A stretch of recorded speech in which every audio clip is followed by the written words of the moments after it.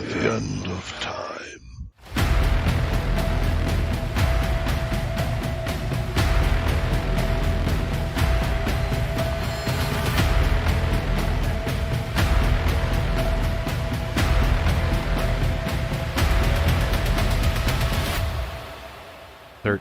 O'clock.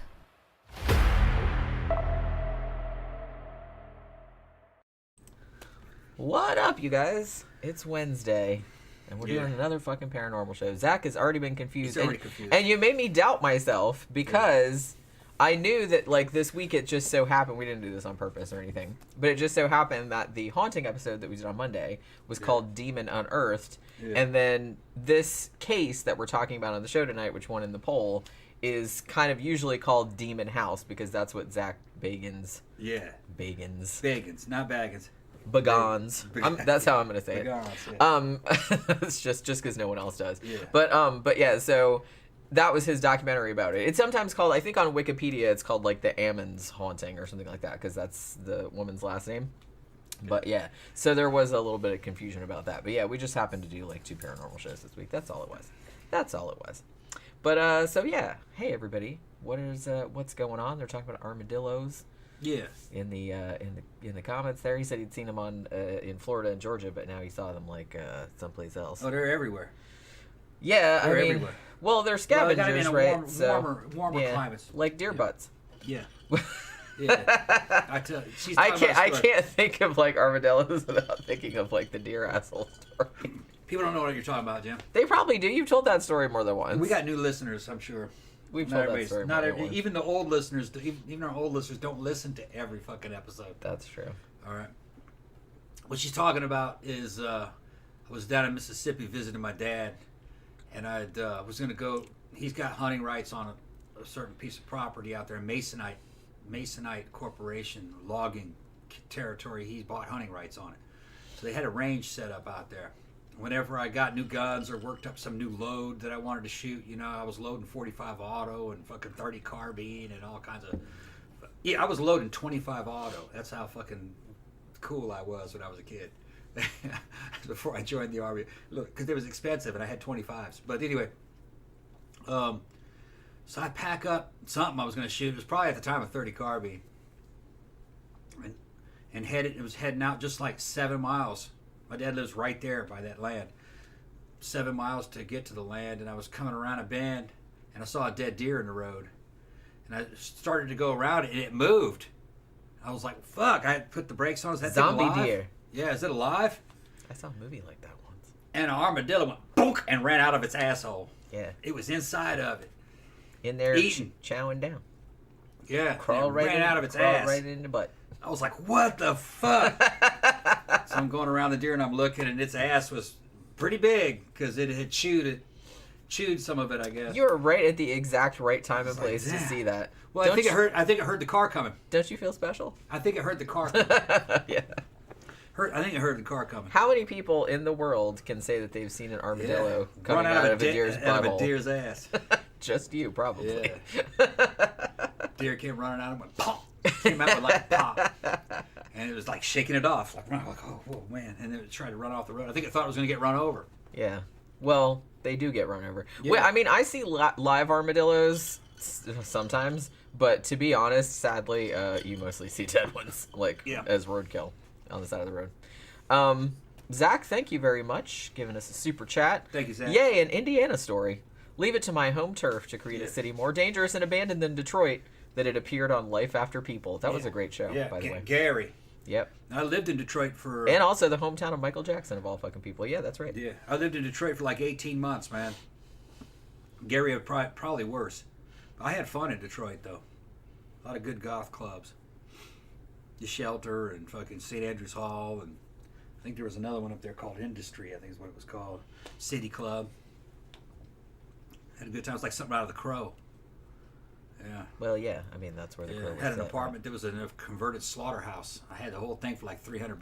Yeah. I could drive my fucking 72 Lincoln Montego. The motherfucker was down, rusted out. I had to spray paint it. It looked like a punk rocker's car. I could drive it into the cattle elevator and then bring it up and then park it into just this fucking... It's in my apartment, but it was... That's pretty rad, Liz. I don't know. You can park your car. Yeah, in your it was... just like a room that had like wash basins in it. That was it. It's just concrete.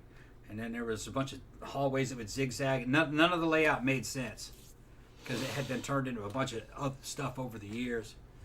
And like all the rooms were far apart from each other, and there was no way to heat and cool it, man. It was fucking terrible. When winter came, it was like miserable. It was like sleeping outside. No way to heat it. I had a little electric heater, and I'd fucking in a sleeping bag inside the bed. In the bed, and I just had a mattress. I'd be in the mattress, underneath the covers, inside a sleeping bag. Well, it's miserable. You gotta do what you gotta do. Yeah. But I got hard, man. That sounded really dirty. Yeah, oh yeah. It hardened my heart. Okay. Yeah. Not other things. Made going into the army a lot easier. You're like, well, at least I mostly Yeah. won't be freezing my ass off, Yeah. but then you were freezing your Yeah. ass off in Korea, though. Mm-hmm. Bob Apples says, hello, fellow peeps, creeps, goths, and punk rockers. Yeah. Hey, everybody. What's everybody doing? I'm in a good mood tonight. I don't know why. Sex. Is that what it is, do you think? Gotta be. Look at that little fucking Yeah. sinister look on your face. It's Yeah. not sinister. Man, this exactly. Friday we're gonna have some stories to tell about working on StreamMate. Yeah. We'll tell those stories then, I think. Yeah. It's we don't want to do it too We don't much wanna on do it here, now, but but it's like, yeah, we have. we got a whole stories. We got a whole fucking shows worth of stories about StreamMate. Well, yeah, it's about what I expected, Yeah. but it's just interesting. Yeah. Like I'm just gonna say it's interesting the requests that you get. Yeah. That's what is fascinating to me. Yeah. Working for all different kinds of people who want to see all kinds of weird shit. About half of it, you gotta go, no, come on. No, dude. Well, yeah, because that's the thing. You don't have to do anything you don't want to do. right. I mean, they can fuck off and find somebody else Yeah. that'll do that. But it's like, Yeah. nobody asks for anything like super, super weird. It's but just it's a little odd sometimes. just sometimes like a Yeah. little bit odd. Yeah. But yeah, we can talk about that. Well, they have later. dudes just jump in and go, anal? Like, no, come on, man. There you go. The dudes that want you to do like a whole goddamn full length fucking porn movie in 5 minutes. Yeah. Well, because they only want to spend like I fucking said, that's $20, what that $30. streaming platform you can't do Yeah. shit for free. Like Yeah. they have to like buy time, Yeah, they don't want to buy the time. right? So they're trying to like cheat and trying to get Yeah, I you want to to do see some this, shit. this, and this, and this, and this, and this. But I and was then- like, we can't do that. Like, and I mean, Yeah, you'll $6.99 get a minute. suspended. well, no, not in the. No, you can do all that. Everything they were asking. Yeah, no, I'm just saying in the free. I said in the free. No, not a free area. chat. That's No. what I mean. Okay, yeah, but I was just saying, dude's fucking talking about something that would take an hour. He wants to see it all in 5 minutes because Right. you know that bitch is gonna check out. He's only paying $6.99 a minute. Yeah. Okay, thanks guys. And then gone. Then you're like, shit. He's got okay. Dude, we didn't even get halfway down that list. It's like you gotta give it some time, damn. But yeah. Yeah. All They right. don't So have the money. probably not. Well, I mean, that's the thing. You have to appreciate that, and I know I said we were going to talk about this Friday, but I'm just saying this is all I'm going to say about it. I said Yeah. you do have to appreciate that as much as free porn as there is out there, you have to appreciate that there are people like willing to pay for it. Yeah. To pay you for it to do some things. Well, they try to get free shit out But of you. they also do try to get free shit out of you. Yeah. Like not everybody, like some people kind of know how it works and they're just like, yeah, they'll immediately like pay for stuff, but Motherfuckers asking for free samples and shit. But yeah, they're just kind of like, hey, well, just do it for a second, like, Yeah. and just I'm like, no, man, we're not Yeah. doing that. Ben said, did you make money? A little bit, yeah. We've only gone on a couple times. First one was like 3-4 hours, Yeah, and we only had 3 customers on that one. That was Yeah. about, what, fucking $35? something like that. The second one was only about We 90 were minutes. we were only on for about an hour and a half. And That was like last night, and I was Yeah. like tired. Got about and $25 on that one. something like that. Yeah. But we don't have the act down yet. I mean, you got to run this like Yeah. a business. It takes time. Yeah. We finally got the videos uploaded and approved through there. They won't let us post a video with me in it. They'll let me stream, but Yeah. they won't let me appear in any video. Yeah, they have like a weird. Some I mean, kind of weird legal problem. like I said, we'll talk about it Friday, but it's like we've Yeah, yeah. figured out probably what the Yeah. legality of it is. Yeah. Because they're very, very careful Right. about like. They said it'll probably change. They're Yeah, trying they to said they're change it. working on it. Like it's in beta, but Yeah, and I don't think it's a technical issue. It's something legal. it is. Yeah, Has something legal, probably something to do with the production of pornographic material. yeah. I think streaming is not considered pornographic material. Probably considered a communication because it's private. It's probably what they're talking about. so they don't have the legal standing to sell it or the licenses to sell it. I wonder what they do about stuff like Chatterbait then, where people just like do stuff on just. It's not being recorded, I guess. Right. Well, but you no, it can does record. Yeah, you can record it. I don't know. We can record it on our end, and I'm sure that other people they can might record have it. the license. Tammy said, "Is it because Tom is underage?" Yeah. I know. Look at that fresh-faced boy. I know, man. What's funny is that I thought I'd just be kind of ignored. No, man, motherfuckers are coming after me too. Got to watch them. See, that's what I'm saying. Yeah. I see. You were trying to tell me that it's like, oh, I'm just That's gonna be all about you, I'm just gonna stay in the background. Everybody's gonna pay attention to you. It's like a lot of people do, but it's just like, it's probably about half and half, maybe. Half. Dudes ask me questions and shit. Yeah. How big is it? Okay, what you weigh? Yeah. Yeah, so Well, it's you like, know. well, you have to think that since we're in the couples section, because that's a separate section, you're going to get people that are going in there, like, looking specifically for that. Yeah. So you're going to get a lot of people that are bi and stuff Yeah. like that. So, that's something that we discovered. Because, if they just wanted to see, like, a solo female, there's, like, There's a shit that's, ton like, of that. 90% of It's the 90, site yeah. is just women. Yeah. Those girls are busy, the good ones. Right. Yeah, they got fitness chicks in there. IFB bodybuilder girls in there. They got everything in there. Every now old and then. women. They got good-looking old women. They got ugly old women. They got 18-year-old girls in there. They got everything. Actually, we, every now and then we see one of our friends on Some there. of our friends will see them in there. Yeah. Yeah. And I'm just like, hey, it's Pinky. Yeah. The famous porn stars will be in We there. know her. Nina Hartley will be in there working. Yeah, She's Tom like told me that. 60 something. I go, man, there's Nina Hartley. She's back there. Funny. Like I said, there's a lot of sites like this, but so a lot of them like See do my more friend's than one. wife in there. Yeah. The guy he's always Amy talking Quinn. about. Right? Yeah, Amy Quinn. I'm friends with Yeah, her she was husband. on the other day. We saw her on there the other day. All right, so Yeah, let's go. let's start talking about. Excuse me, Jesus Christ, that's very rude. Yeah. So let's start talking about this case. Now, you didn't know much about this case to start with, although me and you did watch the Zach Bagans Yeah.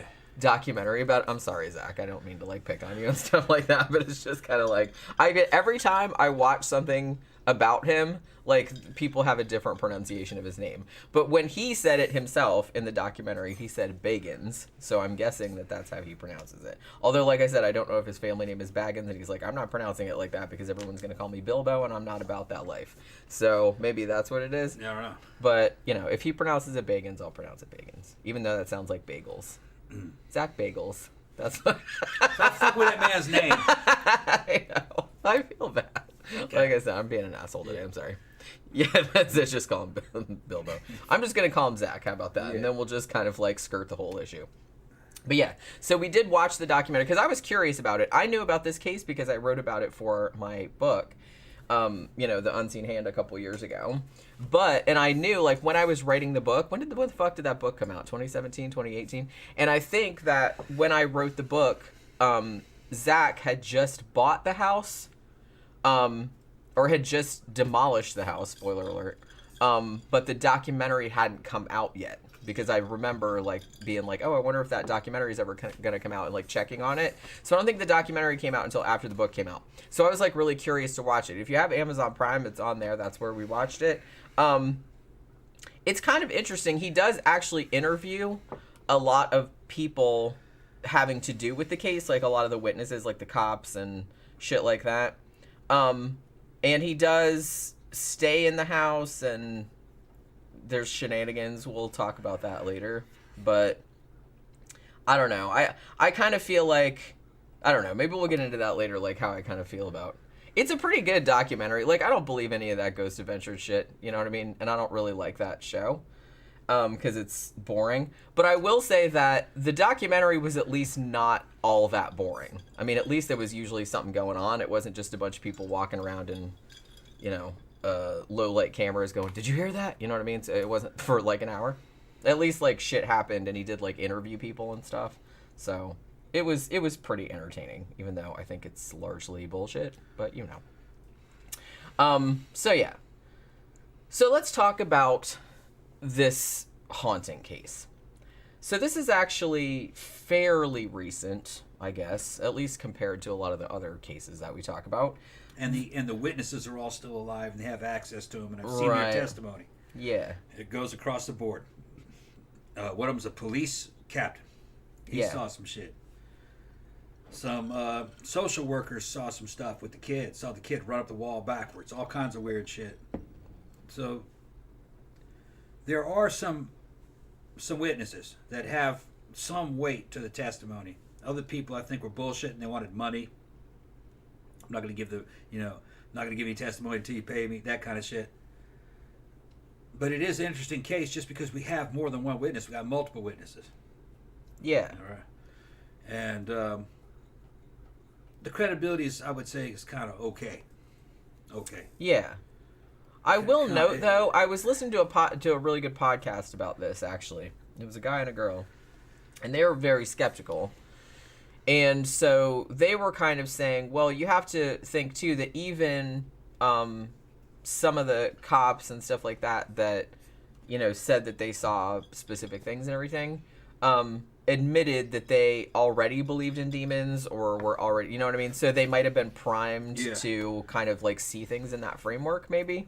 Well, okay, these are African Americans, all right? And they tend to have Christian backgrounds. So just right there, they're going to believe in demons and angels and ghosts and Jesus and God. You know, that's just part of their culture. So, yeah, they already... whether or not they saw something, I think they did. They were scared. This freaked them out. Was their testimony accurate? I think they read into some of the stuff that they saw. I think they were spooked enough to where their imagination ran away with them. But I also think they saw some stuff. Yeah. Just that I think... Well, we'll get into it. Bob Apple said, if anyone remembers Paranormal State, that show was better edited and got straight to the good shit, not nearly as boring. I don't think I ever saw that, but I've heard of it, but I don't think I've ever seen it. I saw it. It was a fun series to watch. I think mostly bullshit. Yeah, but that doesn't preclude, like, my enjoyment of it. Yeah. Because I watch horror movies, and those are, like, obviously not real. The two guys that read it turned out they were kind of con men type. You know, they stole some money and shit and fucking ran, because they were going to, when they lost the show, they were going to have this big seminar, and people were going to pay a bunch of money, and they collected a bunch of money from their fans to do some kind of, like, a seminar type deal, or a big, and they like skipped a convention out, or something, like a convention, and they skipped out on the money, took it. Motherfuckers. Yeah. And that, like a Kickstarter scam, and then they're fucking making fucking wild posts about anal bleaching and shit like that. That was just weird shit with those dudes. So I don't know how credible those guys were. Well, the thing about it, like I said, all those paranormal shows, none of them are particularly credible, to be honest with you. They're just, like, for entertainment purposes. For entertainment, yeah. So, like I said, if I'm going to watch one for entertainment purposes, at least entertain me. I don't want to watch one that's just, like, 48 minutes of douchebags, like, walking around a dark building. Yeah. Pretending they heard stuff, or it's like, something touched me, you know what I mean? I'm just like, just stop it. Like, have something exciting. Even if you have to fake it, make something exciting happen. Emily says, totally unrelated, but oh my god, I love the fact that Jenny is matching her hair with the lipstick and the top. Stunning. Yeah, I did an all red today. Yeah, show. I did an all red ensemble. Yeah, that's her right there. There's my red ensemble today. Yeah. I don't know why, I guess more because I did blue last night, I guess, for the other show. Yeah. The other show. You got compliments on the blue hair then too. Yeah. Well, the blue's my favorite, like I said. Yeah. I've heard from across the fucking planet, all the way down as far as Saudi Arabia. Old Saad is like, she looks best with the blue hair. Yeah. Yeah. I think so, too. It makes you look pale. In a good way. And we like that. Yeah, you look real pale. Like I said, I think it matches best with my skin tone. Yeah. I'm a cool person. You know what I mean? But the red's nice, too. And like I said, red is more like my natural. And she is pale. She's got beautiful skin. Thank you. Yeah, she does. That's it, and it's actually like one of my better features. Actually, like I always had really nice, there's no even skin. I don't real even, yeah, and I never had like any bad blemishes or anything like that. No ruddiness, even when I was a teenager. No ruddiness or anything. She kind of got some sexy ass veins and shit in certain places. Sexy ass veins. Yeah, up in the titties and shit. Kind of hot. Yeah, blue. Hot blue veins. Yeah, blue veins. Wow, you never told me that before. This is a new. I'm down there. I'd be busy at the time. You said I was too busy to tell you. Yeah, too busy to talk. How sexy your tit veins are. Oh, you're so silly. That is very nice, though. It's a very specific compliment. I'll take it. I'll take it. Thank you. But, you know, It's not often you have people tell you that your veins are nice. Mm-hmm. But I never really thought about it, but I appreciate it. Hey, whoa. So yeah. So this shit here happened in Gary, Indiana. And apparently the shenanigans began in November of 2011. So like I said, not too long ago. Now the Ammons family, which was LaToya Ammons, she was the mom, and then her mom, whose name was Rosa Campbell, and then LaToya had 3 kids. I think they were, one of them was, I think she had 2 boys and a girl. I think they were 7, 9, and 12, I think, if I'm remembering correctly. So they move into this house, and they were renting it. And it was just kind of, it's not there anymore, but there's pictures of it all over the internet. It's just like a regular kind of old, sort of like dumpy looking house like you'd see in Gary, Indiana, that was probably built in what, the 40s, 50s, something like that. So they move in. Now the first thing that they noticed, probably about a month after renting the house, was the front of the house had this kind of like a screened-in porch type situation. And they noticed all these big black flies, again, shades of Amityville Horror. I saw one thing that said horse flies, but that's a different thing. So I don't know if we're just talking about like just big fat house flies or horse flies, because horse flies are pretty big. But look, there was a bunch of them in the screen-in porch. And they thought this was very weird because, you know, it's Indiana and it's wintertime. Like, you know, wintertime is coming, it's very, very cold. And usually you don't get your house getting filled up with flies in the wintertime in Indiana. So usually dead. That's what I'm saying. So they thought it was very unusual. And they said, so they would go in there, there'd be swarms of them in there, and then they would, you know, kill them all. They'd spray them with poison or whatever, and then like the next day there'd be like a fuck ton of them back again. So like I said, very much like the Amityville Horror type thing was like the first thing that they noticed. The next thing they noticed, evidently, was LaToya and Rosa started to hear footsteps, like real heavy kind of boot footsteps on the basement stairs, like kind of just going up and down. And sometimes the door that went from the basement to the kitchen would like creak open by itself. And they're like, and even when they locked the door, like they would still hear the footsteps and shit like that. So that was like creeping them out, obviously. We got somebody named Half Naked You. Half Naked You. She said it was empty when she drove by. She must be talking about this house. Yeah. Okay. Read it out. Yeah, because it was empty lot when I drove by. The abandoned church was far more interesting. Yeah, it's an empty lot because Zach Bagans, he had it demolished in 2016, I want to say. Like after he was done with this documentary, he had it demolished. And they showed that. It was in the documentary, too. And I have some theories about why he did that.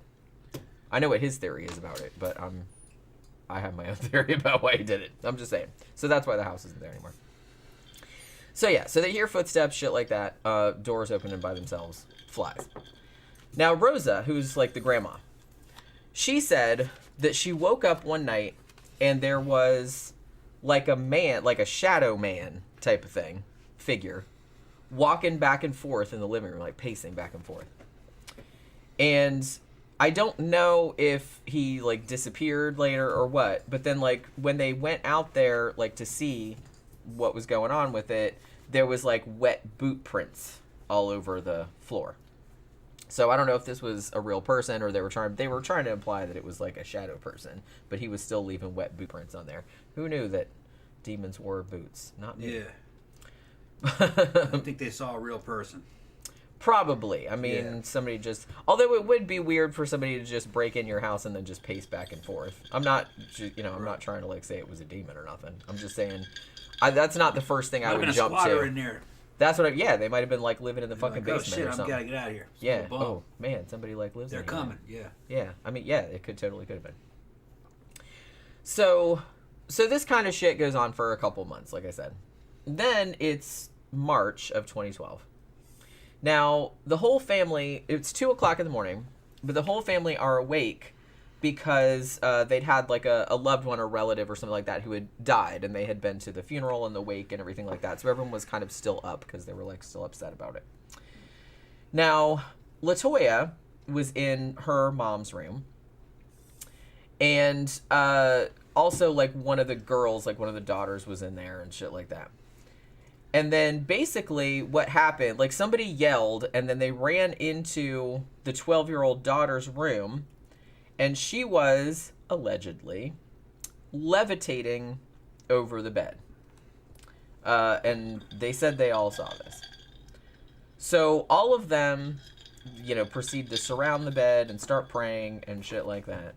And the girl, like, gently falls back onto the bed from being floating up in the air.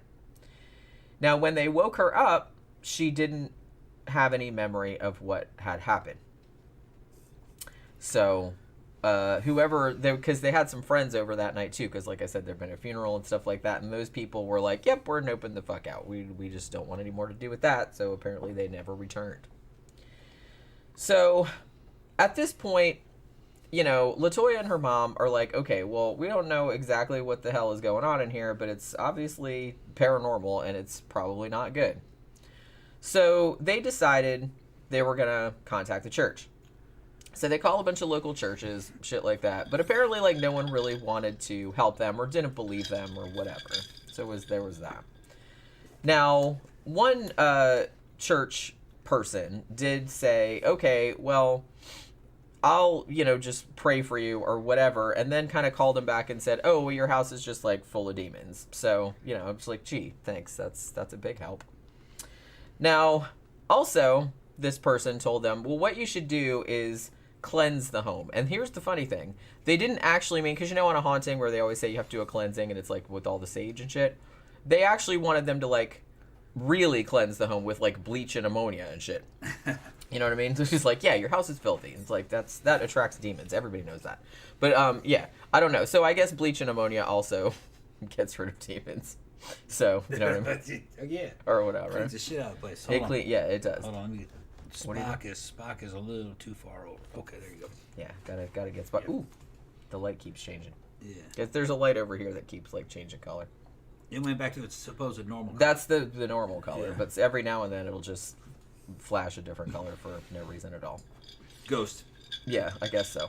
That's this demons. That's all they can do is just change the light color every now and then and just get on my nerves. So yeah, so they clean the house with bleach and ammonia, and then they're supposed to draw crosses on all the doors and windows with oil, presumably olive oil. I don't know. Yeah, business is probably using corn oil. Yeah, olive oil's expensive, yo. Corn oil. Well, corn oil is more expensive than vegetable. I can use vegetable. Yeah. Just get that peanut, and what's the other one? If I can, I already talked about it now. Yeah. Peanut was expensive, and then what's the other one? Sunflower Not castor oil. What's the fucking other one that they? I bought it a few times. I know what you're talking What's about. that shit's called? No. It's supposed to be a healthier alternative. Doesn't matter. Did I say sunflower oil? It's not sunflower Yeah. oil. Zach says corn is our state's #1 export. Yeah. So yeah, it's probably just all corn oil. Does that work, or does it have to be olive oil? Ghosts probably don't care. That's what I'm thinking. Probably not. Ghosts wouldn't want you to spend all that money just to keep them out. I would. Canola think. oil. That's There, what yeah, that's that's canola. okay. Yeah, you thought of it. Yeah. Bullshit. But yeah, so they go around with the oil and they do the crosses and whatnot. Also, put crosses on the kids' foreheads and pour an oil on their feet and hands and everything like that, like you do. And I'm pretty sure that was olive oil. Not the extra virgin shit, probably. Like I said, go to the dollar store and get that cheap shit. Now, so then, they decided they're gonna, like, get some extra help. So they go consult a couple of psychics, which, that's probably usually never a good idea. So the psychics come out and do, like, kind of an assessment. And they tell, you're gonna laugh, they tell the Ammons family that the house is home to, guess how many demons? 200. 200. Yeah. I mean, it's fucking crowded up with demons in there. They must be just shoulder to shoulder, because this isn't a big house. Right. So there's 200 demons, and they can't do much of anything. Yeah, if there's 200 demons in your house and all they can do is, like, make a door creak and throw some flies around and shit like that, I'm like... Especially when in the stories, just one angel can fucking wipe out an entire city. Yeah, I mean, don't give demons any ideas. But then you I'm get just 200 saying. demons and they just kind pick of on children. They just kind of fuck around. Yeah. Maybe they're just really lazy. Yeah, they make flies happen and fucking leave fucking footprints. I mean, demons, they basically are just like, yeah, leave some wet boot prints, and I'm tired. I'm just gonna get some beer out of the fridge and just lay here and watch Ghost Adventures. There's this habit of blaming anything that's scary or paranormal on demons. I think demons would be way at the bottom of the list. Yeah, and I mean, I really don't think demons even exist. No. So, and if they did, like I said, they wouldn't be pulling little bullshit like this. Even in the New Testament, there's some confusion, or I wouldn't say there are two different opinions. They say demons, and sometimes they're talking about punished angels, and other times they're talking about the souls of evil dead. You know what I mean? But you never really can't tell what it is they're talking. Like, for instance, in that one story where Jesus casts out all the demons and makes them go into the pigs, yeah. They're talking about the spirits of the evil dead. Now they're not talking about angelic demons. So there's more than one kind of demon, evidently. Just any kind of evil spirit, probably, to the ancient Roman Christians, was just a demon. Yeah, I mean, any paranormal being that's doing shit you don't like, I guess, is like a demon. If you didn't like it, it scared you, it was a demon. Yeah. So yeah, 200 demons, which, I don't know, that's just very funny to me. So, basically, I mean, LaToya and her mom were just kind of like, yeah, that totally tracks with all the shit that's been going on in here. Now, the psychics, very unhelpfully, told LaToya and her family to move. They're like, we're broke-ass. Does this, obviously, you can't fucking... I love the way they just say, oh, we'll just move. Like, with what? Move into a refrigerator box. That's what it's going to end up happening. Yeah, like poor people can just move. That's what I mean. It's like, they gotta save up for years. Do you know how expensive moving is? Jesus Christ. Just move.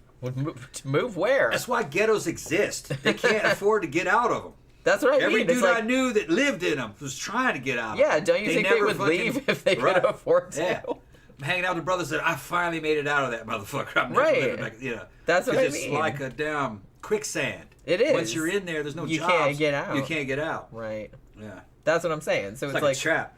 It is just very glib for somebody to just say, "Oh, we'll just move if your shit's haunted." It's like I said, move to where? I'm gonna have to live in my car then. Yeah.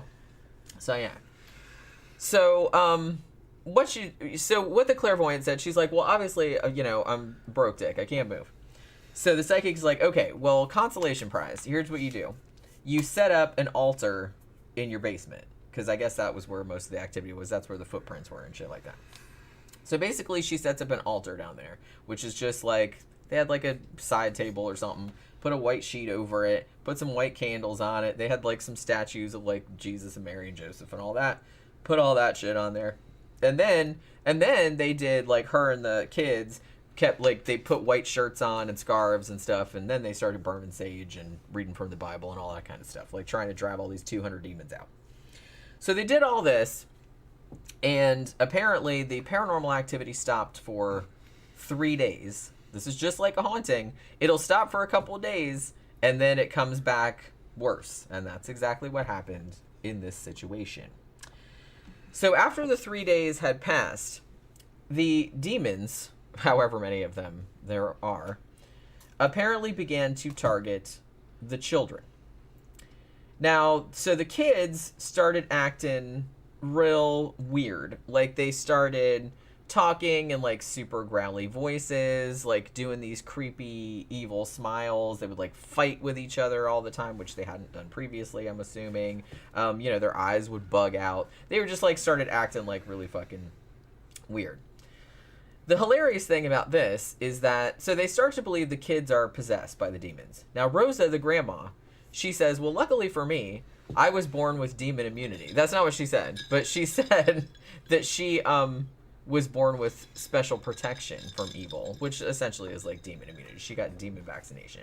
So they can't get her.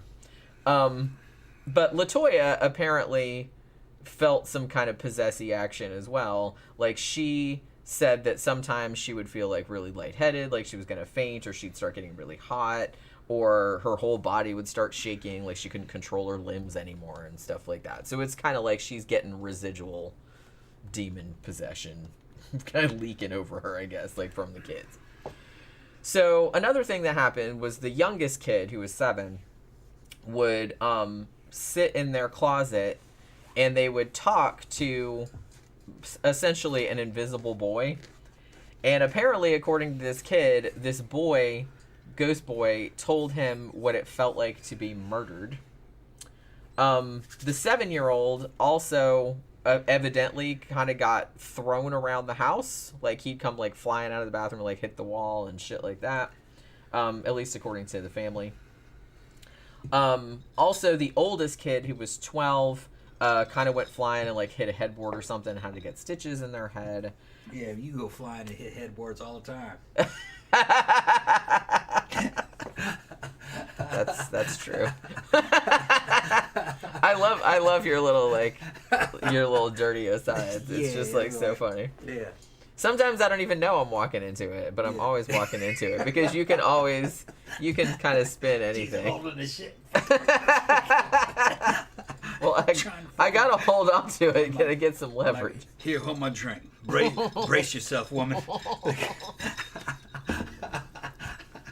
Well, all I'm saying is it's a good thing that the headboard is like you can like hang on to it. You know what I mean? It's not solid. It's like it's like slats. You know what I mean? Not slats, but like rungs. Like rungs. Yeah. So it's like that. So you can hang on to it if you need to. I mean, sometimes you need to. You'll get a picture of it. We're gonna take a whole video. We're gonna take a video of that. We're gonna stream from there. We should probably like set up some lights in there too. People are like, what the fuck? Jeffy Art said kids behaving badly and fighting, so basically like normal kids. Yeah. I mean that's the way it was portrayed in the documentary is pretty over the fucking top. But I don't know if that's really what it was like, though. More like demonic attacks, and they were getting like their eyes would roll all the way back, and they're like like that. You know what I mean? Like some from Trilogy of Terror. Yeah, it was it was like the little super Zoomy doll, the Zoomy doll. Yeah, they're fucking attacking you and shit. Yeah. So yeah. Also, the daughter also said that sometimes she felt like somebody was holding her down and choking her. Yeah. And that she heard disembodied voices telling her that she was gonna die and that she'd never see her family again and stuff like that. Now, before you go any further, okay, let's go ahead and talk a little bit about the documentary that we saw. Yeah. Okay.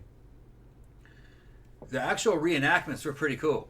They were. Yeah. It's a pretty good movie, and the acting from the little kids and the people that were supposed to represent the family members and all the fucking social workers and everything, I thought it was good. You kind of like it was pretty fun. Like the kids were acting like they were demonically possessed, and I'm like, okay, yeah. Like I said, the eyes rolling back and shit like that, and they're like speaking in tongues. And and they're little kids. They're little kids, but it looked cool. Yeah, it did actually. Jeffy Art said, with all the hijinks my siblings and I did in our youth, we could have explained it all as demonic possession and call up the Warrens for a book deal. Yeah, see, if you'd have thought about it, you totally could have got in on that action. Zach says, so at what point do you guys buy a reinforced bed frame? We're going to get a different bed eventually. We might need. I hate that bed. I do too, actually. Yeah. We kind of inherited it. Yeah, we threw our fucking Posturepedic mattress bed away. Because it was just fucking starting, all the wood in it was starting to warp and everything, and it was old. The air mattresses started to leak periodically, and I had to go in there and put patches in them. And that was a several $1,000 bed. Yeah, but it was just old, I mean, though. It's almost 20-something years old. Yeah, we had it a long time. Yeah, maybe close to 30 years old, probably. Fucking 20-something years old. We inherited that one, too. Right. So threw that one away and was used one that we used to have as like a guest bed. Right. But that was something we picked up cheap. Right. When we had guests over. But now we're sleeping on that. It's not that. It's not terrible, but it's just not. It's not super comfortable. It's not a real good one. I have to say, it's not super comfortable. And you see, there are things in this world called bed gangsters. You can't just go out and buy a fucking bed. It's like you got to go talk to these gangsters to get a bed. You know, they got these special fucking places that you go and they're trying to fucking, well, this model and this, and it's like you're buying a casket or some shit like that. All these different fucking things. And, you know, they make a big commission off of them. I just want a fucking bed. Man. Well, now you can order them like online. You can get ones that are all like rolled up in a box. Yeah. Like from what was that one that I saw a commercial for one the other day that had something like that. I think they're expensive, but they're supposed to be like right. A good bed's really expensive. It is, yeah. And like I said, it just comes in like a box about yay big, and then it just goes, and it like pops it just like that. Like I said. Kanak says, "Oh hell yeah, tornadoes are hitting us hard." Holy shit! Really? Go out there and go yell out. Grab a Bible and go out the front porch and go. The power of Christ compels you. Just keep fucking. I mean, don't do that. You'll get blown away. That shit. It says, but yeah, he said tornadoes are hitting us hard. We needed y'all tonight. Okay. Love you, Tom and Jenny from Pat and Cat. We love you too. Who said that? Kanak from Pat and Cat. Okay. Please don't get blown away. All right. We get tornadoes. Is Pat? Yeah, what's up, Pat? We get tornadoes down here a lot too, and they're very, very scary. You two need to come see us on StreamMate. Okay, we'll go cab to cab, all four. Okay, I'm not sure. You and your cute girlfriend. We'll when will we stream again? I mean, we'll definitely be streaming Saturday night. Yeah. I don't know about. We gotta get shit fucking right first, though. Find the best ways to do stuff. It's not really time to fuck with us yet. Yeah. We're still learning the ropes. Yeah, I don't even know how a lot of the shit works on it. Yeah, we don't even know how to use all the fucking program stuff yet. We're just kind of like feeling around. Yeah, like, dudes are what the fuck does this do? Dudes are paying us fucking money for private sessions and it's on and we don't even know. Yeah. Oh shit, you're streaming? Okay, yeah. Oh yeah. Okay, we are in private. Yeah. Okay, we can do that. Fucking real quick. Using mental powers to rock up like stunt cops. Come on. That's what I'm gonna start calling you, Tom. Stunt cock. Yeah, it's fucking terrible. That's like pretty funny. Yeah, Ben says lots of views. LOL. Yeah, pretty much. So yeah, where were we? Okay, so at this point, DCS is involved. Department of Child Services, right? DPS is Department of Public Safety. No, DCS. Oh, DCS. Okay. See, don't try to be clever. I said DCS. Okay, I thought you said DP. No, I didn't. What does one search for on StreamMate to locate y'all? Just go in there to look for couples. Yeah, we're under couples, and I think we're just under Tom Gen 13 or Gen Tom 13 or something. If we're not online, just look after you search for couples. Go to fucking offline, and just scroll down. You can't. Whatever picture we took last, probably heard a blue wig. You'll see us. Or did you have blue wig last night? Yeah. I don't remember if they put up the last one that you did last time you streamed, or if they just put up the generic one that we have up there. Where I also have blue hair. One of the two. But yeah. And if you're a member, you got to give credit card. You become a member. You'll be able to interact. You'll also be able to go on our profile there and buy videos. The videos range from probably about $2 to about $15, depending on how long they are. And for now, it's just Jen. Wasn't able to put the ones where we were performing together because they were good. Yeah, we did it. Yeah, we did. They were real good. We're gonna find another platform in the meantime. Probably something like mini-vids or what's the other one? Clips for sale, something like that. Yeah, because we made so many good ones that I was like, man, I really want to put like those on a platform. OnlyFans is fucking hard to get in.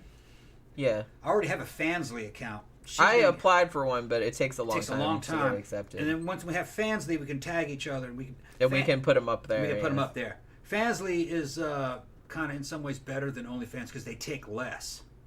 Yeah, they take percentage. Yeah, because I don't know if you know, but StreamMate takes a massive. Yeah, StreamMate takes 60%. 65%. 65%. Yeah. 65%. So you only get 1/3 of what you make. Yeah.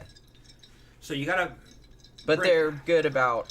They're real good quality control for clients. Yeah. Nobody fucks around. You can't really troll there. Nobody wants to get kicked off the platform. Yeah.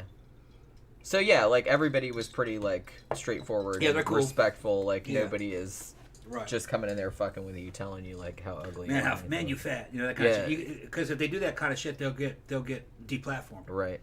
Yeah, they'll get kicked off. Yeah, and these pervs are in there regular. You know what I mean? They're fucking in there working them girls. Yeah. So they don't want to get kicked off. Yeah. And then what was I gonna say?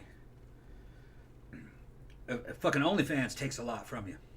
That's not a great platform, really.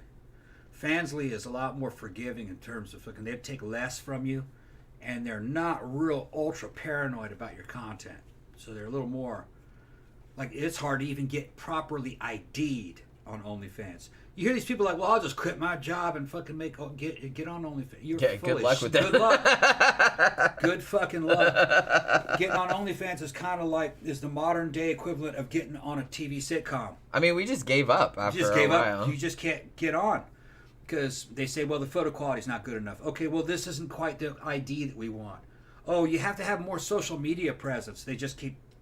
Yeah, they keep coming up with like more an excuse not to let you on. Right, but the thing about it is there's lots of other options. Right, yeah. Like, you don't really... And like I said, once we get all of our other shit established, maybe we'll go over there and put some shit on, but... Yeah, they don't want to... They don't like to take in new people, I think. They want people that are already on other platforms. That way, if you do anything wrong on there, they got legal protection saying, well, these other platforms fucking okay their IDs and their materials, so you know what I mean. We're not the outlier. Right. Right. They're scared of what you're gonna do on there. Yeah. And OnlyFans was not originally supposed to be things for adult content.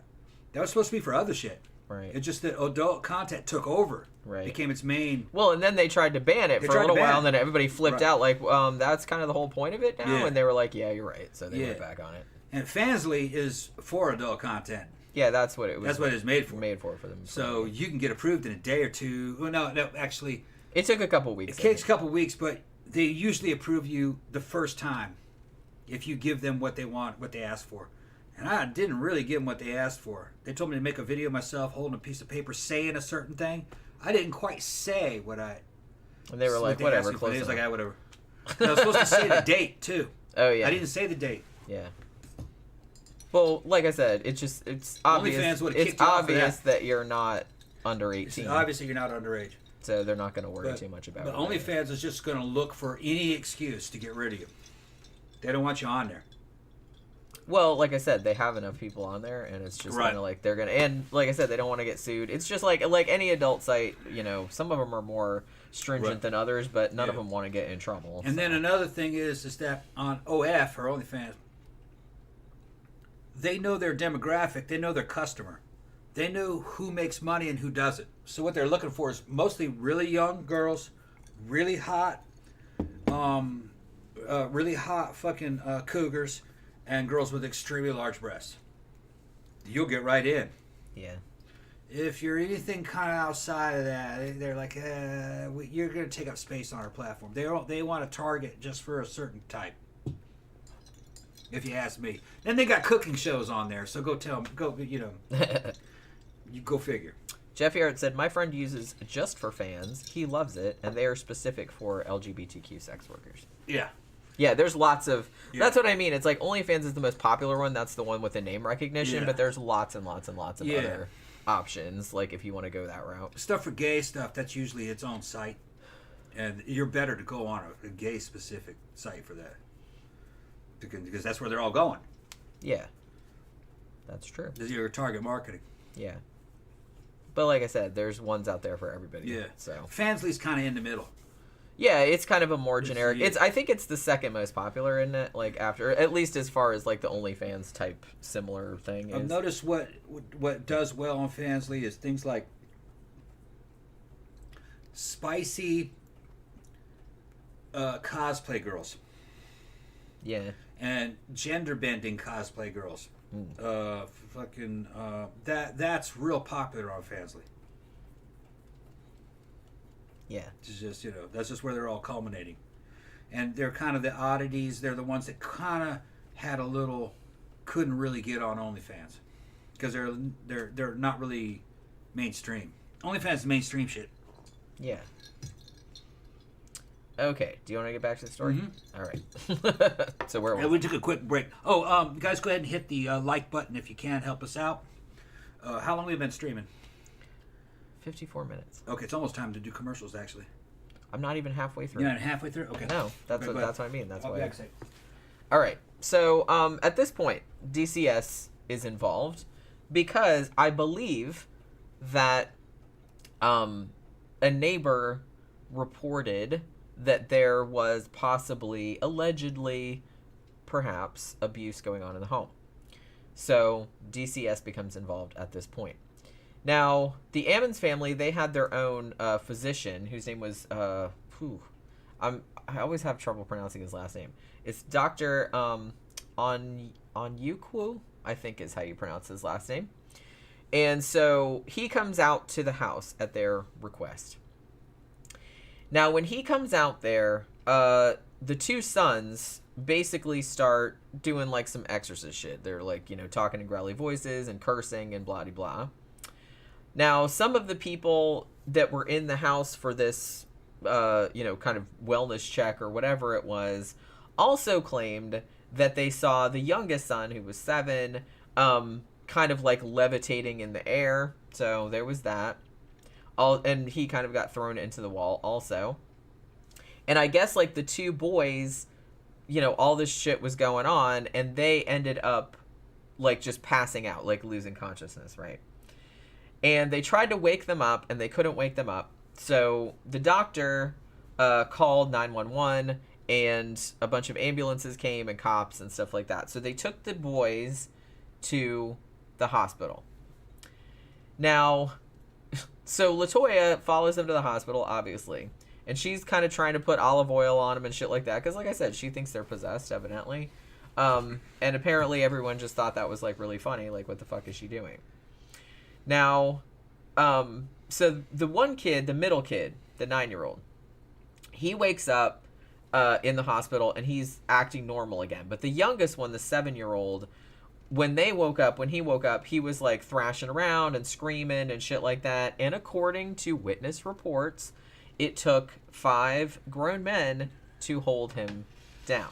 This is a 7-year-old boy, apparently. So, like I said, DCS are involved at this point. The neighbor who reported them, who obviously remained anonymous, said that they suspected that LaToya might have some kind of mental illness and that the kids were quote unquote performing for her, or that she was encouraging them to act this way.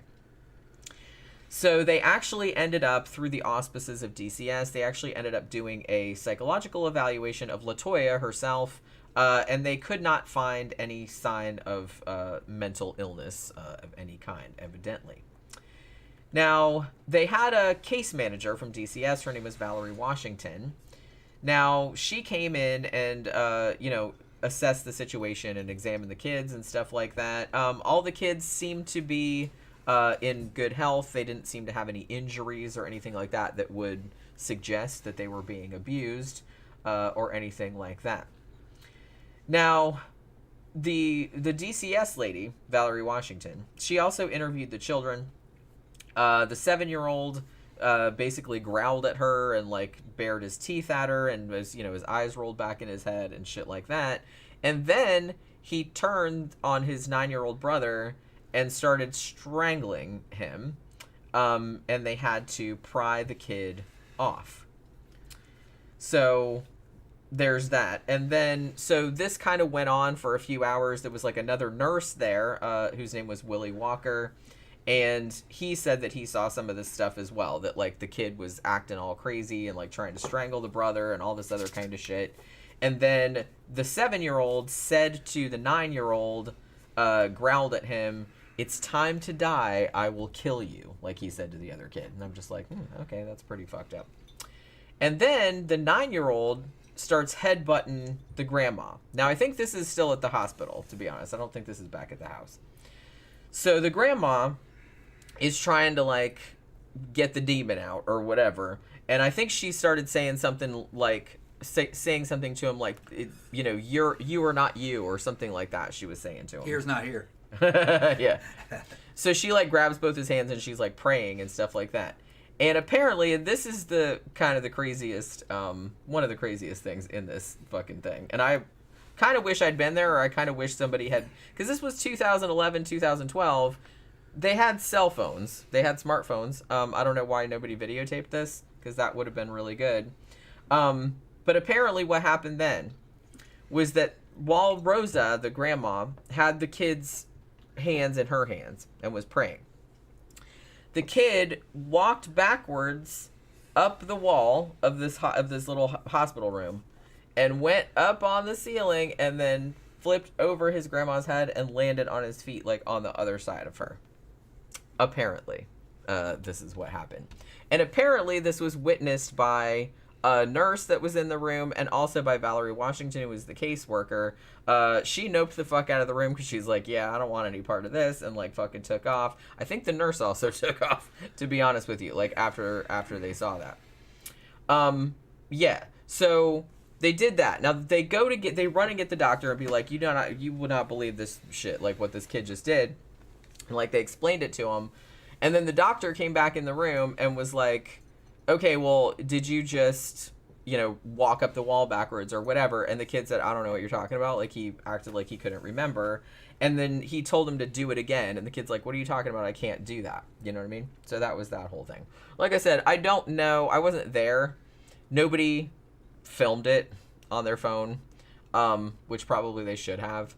But it sounds weird. But I just, I don't really know what exactly. Maybe it wasn't like as dramatic as like they made it sound. You know what I'm saying? Yeah. So at this point, the DCS is like, okay, well, we don't have a court order to get these kids out of the house, but we're gonna get one. So they applied for a court order because they said obviously something is not right, is like going on in here, and they thought for the kids' protection that they would take them into DCS custody until they got a court order. So they actually took her kids. Took all of them away. So what happened then was that the chaplain at the hospital calls up this Reverend Michael, I guess Maginot is how you would pronounce his last name. Yeah, Maginot. Yeah, it looks like a French name. That's a real common name in Louisiana. Down in New Orleans. That's what I figured.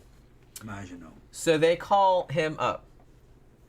And the hospital chaplain, weirdly, I mean, this is Indiana. I guess it's kind of like a real religious area, a real religious community. So the hospital chaplain says, calls up the Reverend and says, you should perform an exorcism on the 9-year-old because he just walked up a fucking wall. So the Reverend is like, well, okay, I gotta like do some research first. I can't just jump right into exorcism, right? You have to go and do like all the interviews and figure out if it's not mental illness or you can't just do exorcisms willy-nilly, no matter what a haunting would have you believe. So basically, what happened? So I guess they brought Maginot back to the house, and they told him about everything that had been going on. This was kind of funny to me too. So they're like, so while he's in the house and they're talking to him, he's like, every time he would go like down the hall, like toward where the bathroom was, like the light in the bathroom would begin to flicker. You know what I mean? But then when he would get close to it, like it would stop flickering. And his explanation was, oh, well, that's the demon doing that. And it stops flickering because it's scared of me. Which I thought was like really kind of funny. I don't know if he said it exactly like that, but I'm like again, like the demon is just making a light flicker, which, all you have to do is like loosen up the bulb and it'll do that. So it's like really not that impressive. Lights would flicker at Mammoth. Sometimes we'd catch it. We'd look at the damn light switch and see if the light switch was moving up and down. Usually it didn't. Although I did see it move up and down, but not when it flickered. When it turned shit off, it did it by the light bulb. It usually just does it by interrupting the damn current somehow. Cause the light bulb to flicker. I've seen it. Yeah. That's probably how it was done here. See, this is the thing. I think this is poltergeist because it starts off with kids. Poltergeist a lot of times it starts off with kids and the symptoms kind of look like what you would call possession. It's not though. It's the kids just in a fugue, and there's recurrent spontaneous psychokinesis happening. We'll get into that later. Ben says, believing your children are demon-possessed doesn't count as mental illness anymore. Yeah, that's kind of where my head was at also. I'm just kind of like, that does seem kind of weird that you can say that in all seriousness, and people are like, oh yeah, she's fine. You know what I mean? But okay. Well, the DCS workers saw some phenomenon. So... Or have they seen it yet at this point of view? She saw it, yeah. She saw it, yeah. So, she was in the hospital room when the kid walked backwards. They knew something was going on. Because remember, they on the Zach documentary, they interviewed her. See, it sounds crazy, but I've seen this kind of stuff before. I was involved in it. This kind of stuff does happen. It's just that the story around, I believe this is just a decent poltergeist case. Poltergeist isn't ghost. It's recurrent spontaneous psychokinesis. Comes out of kids. It does look like possession. Sometimes. Mine didn't too much, but in other cases it did. And adults can't handle it. There was a lot of witnesses in my case. We wrote a book about it. Adults can't handle it. They don't know exactly what to do. And if something like a poltergeist is going down and a DCS worker saw the phenomenon, and then somebody says, I think this kid's possessed, they would go, yeah, some weird shit's going on. You know, they're not going to throw you in prison and call you crazy for that. They're just going to try to sweep it under the rug. Like, yeah, let's just not say anything. You know, I guarantee you those people didn't say anything at that time. They didn't tell their bosses. Yeah. They just let it ride. Because their bosses wouldn't believe them. We didn't call the cops. Yeah. We thought what would happen if we called the cops, they'd show up and the phenomenon would stop, and then the cops would think we were crazy. Because the poltergeist was kind of cruel that way. So we didn't tell anybody. Samantha said, "Is this the house Zach Bagans bought and knocked down?" Yes, it is. Yes, it is. That's what we're talking about today. That's not saying much though. This house wasn't worth anything. Yeah, he bought it for $35,000. Yeah, and then you could knock it down; it wouldn't be anything. Well, and like I said, when we talk about the documentary a little bit, I kind of want to get into my $35,000 is nothing. Although, in Detroit, you could buy a house for $1. I don't know. You used to be able to. Problem was is you had to have it rebuild it. You had to put money in it to get it up to code within a certain time. And that'd be hundreds of thousands. That's true. And you're in the middle of you're in the middle of a fucking apocalypse. The fucking whole place falling apart. So no one did it. So no one would bother. No one bought them. No. Right. Worthless. Yeah, because why would you? Yeah. It would be financial suicide. Yeah. Unless you had like a fuck ton of money and you just wanted to do it for shits and giggles. You'd have to buy the whole block. Right. Because every fucking house on the damn block was just a fucking wreck. You know, crack house. Just no windows, all busted out. Roofs caving in and shit. Yeah. So yeah, okay. So Maginot, that's like the Maginot line. I just thought of that. So Maginot line is over. now I'm going to call him that. So he's at the house, like I said, interviewing Rosa and LaToya. And, like I said, lights flickering. And he's like, oh, it stopped flickering when I go over there because the demon scared me or whatever. I'm like, okay, bro. That's a weird flex, but okay. So then they said there were these, window blinds in the kitchen. And they started kind of, swaying back and forth, even though there was no wind in the house, evidently. Also, he said that there were, again, wet footprints. Footprints or boot prints kind of going through the living room with no apparent cause. There was that also. And then LaToya started feeling kind of weird. Said she felt lightheaded, had a headache, stuff like that. And Maginot did the whole pushing the crucifix onto her forehead and stuff. And then she started convulsing. So, just acting like your typical possessed person. So Maginot Line had been there for 4 hours. And basically, he also came to the conclusion, he's like, yeah, you got fuck tons of demons in here, also ghosts, because you can't just have demons. You have to have demons and ghosts at the same time. He didn't really specify what was going on with the two of them. Are they fighting? Or are they working together? Are they in tandem? We don't know. But he just said there's demons and there's ghosts in here. So basically, he did he's like, look, I don't have permission to do the full on exorcism or nothing, but he's like, I can do a blessing, and in the meantime, I would suggest you get the fuck out. Just for your own safety. So they didn't really have the money to go anywhere, so they ended up just and the kids have been taken away at this point, so it's just LaToya and her mom. And so they go and stay with a relative for a little while. So they didn't want to be in the house anymore. Now, about a week after that, they actually did have to come back to the house because DCS, the case managers and the cops and everything were coming to, again, assess the living situation. It was kind of the next step in the process. Now, so Rosa and LaToya come back to the house, but LaToya refused to go into the house. So Rosa had to go in there and kind of show them around and tell them what was going on and everything like that.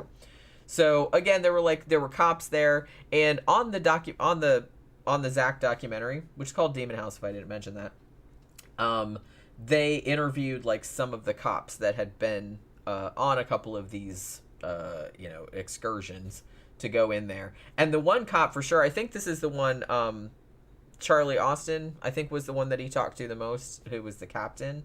I'm pretty sure. I can't, like I said, they had a couple of different cops on there, and I can't remember like what all their names were.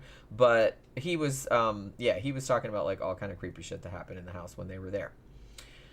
So they, basically they're like, okay, well, they think that most of the activity is coming from the basement. Now, while the cops are there, they're interviewing Rosa, and one of them has an audio recorder because they're recording the interviews, right? Like a tape recorder. And the first thing that happened, this is very common in like paranormal kind of cases, is that even though the dude said that he had put new batteries in it, like just before he got there, that when he got in the house, it seemed like the battery like drained right away. Like the little, almost dead battery like came on. So it was that. And then while they were, I was going to say. Yeah. You forget something. I'm like, where's my liquids? But so then like while he was taping the interview, like he didn't hear anything at the time, but like when they played the interview back, evidently, and they did actually play this audio on Zach's documentary, was you can hear people talking, like you can hear Rosa talking and some of the cops talking and stuff like that, and then there's a voice which kind of sounds like it's saying, hey, like that.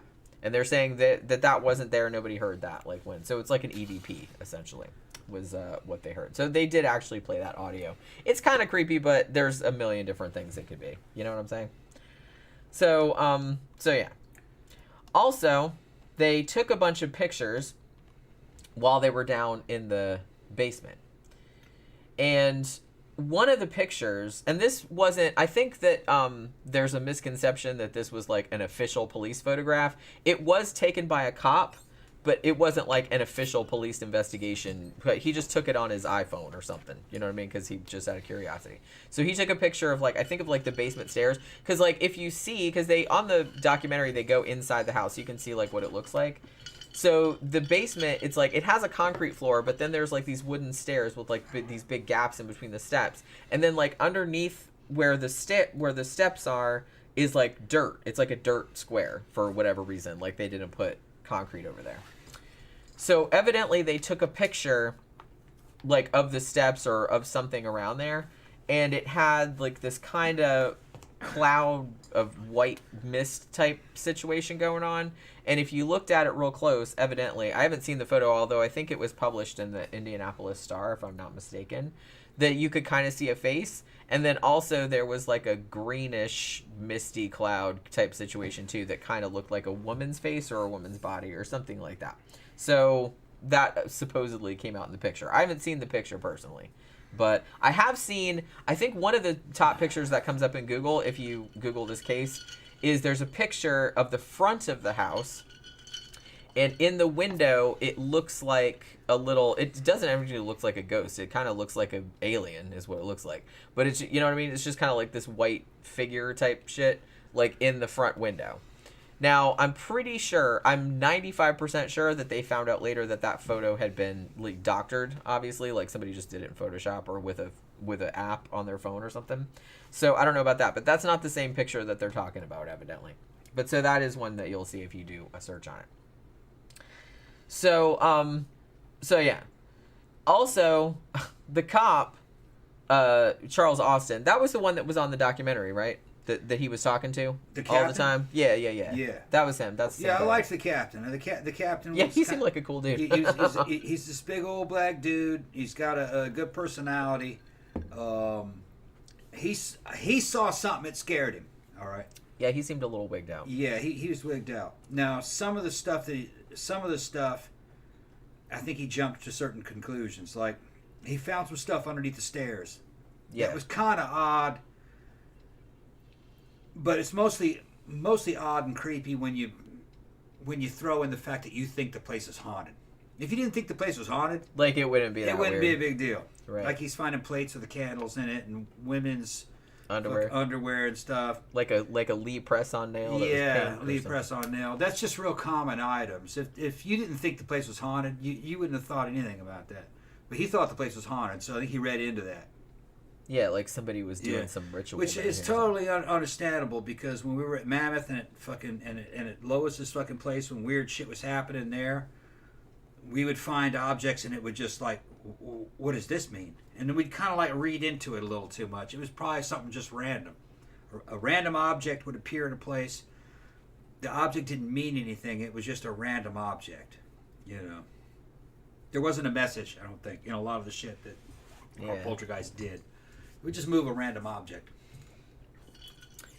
And, so that same guy, that cop. Now, see, this is where you're getting into a little bit of a reach, because I think the implication that he was trying to make was that whatever was in this house had, like, followed him. Because he said, and I don't remember if they mentioned this on the documentary or not, but he said that after he left the house, he was driving home, and the radio in his police car, like, just went to static for no reason. And then when he was in his own personal car later on that night, like, apparently the seat, you know, like the automatic seat or whatever, started like going back and forth on its own. So he was having all these mechanical malfunctions, and I guess he like attributed it to being in the house, like he had some kind of demonic shit. But like I said, again, so that's all a demon can do, can like fuck your radio up, or like, you know, fuck with your seat, like in your car, like, is this bothering you? Is this bothering you? You know what I mean? It's like, I don't know. It just seems like minor shit. And the thing about it too, like you said, if you are seeing everything in that framework, then obviously every minor inconvenience that happens to you after that, you're going to attribute it to demons. Exactly. You know, so you got to watch. And I think that's a lot of what happened with Police Captain. Yeah. He got caught up in it and read into it too much. And we'll see how it happened to the other to the other DCS lady too, like the second one. Like she kind of did the same thing. I think there was phenomenon, but I think they read into other things, you know. Yeah. And tried like to attribute it to the phenomenon. Right. It's like, my car broke down. I cut my finger while I was chopping carrots. Or I was walking, and I tripped and fell, and it went up in my booty by accident. So it was the ghost. What went up in your booty? Shampoo bottle. When I was in the shower. I was walking in the shower. He was walking in the shower. And it slipped, and the shampoo bottle went up my booty. And it was the ghost. Demons did it. I'm sure that people in the emergency room have heard that excuse. We see the reason why I come up with that shit. When I was at Fort Campbell on the 101st, they had to emergency evacuate a dude. All right, and fucking take him down to fucking Fort Campbell Hospital. Oh, I know this story. To take the fucking shampoo bottle out of his booty. Yeah. He said he slipped and fell in the shower. That's what they all say. Slipped and fell. And what was funny is that he was... Okay. That's what they all say. What was funny is that he was one of the few dudes in the company that we knew was gay. Right. Yeah, we knew he was gay. No, that was back in the don't ask, don't tell times. You know what I mean? Fucking we didn't give them a problem. We you know, they were just like one of the fucking crew. But we were snickering though. We were laughing. Yeah, it's like, oh, of course it would be him sticking you shampoo bottles up his butt. That's right. Yeah, you slip and fell. Yeah. Okay. Well, like I said, I'm sure we're not going to ask you any questions. Don't tell us anything. Okay. Yeah. Like I said, I'm sure like emergency room staff have heard that excuse. Oh yeah, slip and fell. Because what are you gonna say? I mean, you have like some weird thing shoved up your ass. You got to get it out somehow. And then they're gonna be like, "Well, how did this happen?" You know? Yeah. I mean, I'm sure that like, but maybe some people have no shame. They're just like, "Well, obviously, I stuck it up in there." Yeah, obviously. Duh. What? Do you think I was gonna say that I fell on it or something? That's lame. No, I stuck it up in there on purpose. And I was fucking, and it slipped. I heard a story once. I don't remember who I heard this from, but I heard a story one time, and it's like, and I can't even remember what it was, but it was something that went up a dude's butt, and it was like something weird. Was it a lamp coat? I don't remember what it was, but it was something, and it went up the dude, or a flashlight. I don't remember what it was, But he said he didn't even say he slipped and fell. He said that he was painting and he slipped and he fell off a ladder. Yeah. And that it went up his butt. Yeah. And I was like, I find that very unlikely. Now, I've told this story before on the show, and something went up a dude's butt in the Army, and everybody saw it, and it wasn't his fault. His name was Sergeant Galarza. He was real popular. Oh, this is fucked up. This makes me cringe every time I think about it, because you've told me this story. Yeah, I was sleeping. I was sleeping in a company AO. I was the CO's fucking RTO at that time. I was his radio operator. I carried a fucking PRC 177 around, which is the fucking radio, big heavy fucking radio. And I was asleep at the fucking CP, his command post. And all of a sudden I woke up, fucking we were being attacked, man. Everybody shooting at us with fucking blank ammunition. This is at fucking Fort Campbell. CP got attacked. We had Humvees at the command post. And after the fucking little firefight, we supposedly repelled them. There's a crowd of people at the front of a fucking Humvee. And they're going, get the medics, this and that. And they're just freaking the fuck out. And I walk up and Sergeant Galarza's standing in front of a fucking Humvee going, ah. And I'm going, what's happening, man? What's up? And people are trying to help him. I couldn't understand what was going on. He had been impaled by a piece of fucking rebar. We had Humvees back in those days. What the units would do would take a piece of rebar about 3 feet long, and fucking they would weld them to the bumpers of a Humvee, and they would go up off the end of the bumpers into the driver's fucking view, and they would put like a little fucking tennis ball, a little rubber like tennis ball on either one of them, and that was to help him guide the fucking vehicle into aircraft where they could real tight areas, but mostly to load it inside of an aircraft so you'd know how much clearance you had. Well, he was standing on top of that Humvee, sleeping on top of the Humvee is what he was doing, and on its hood.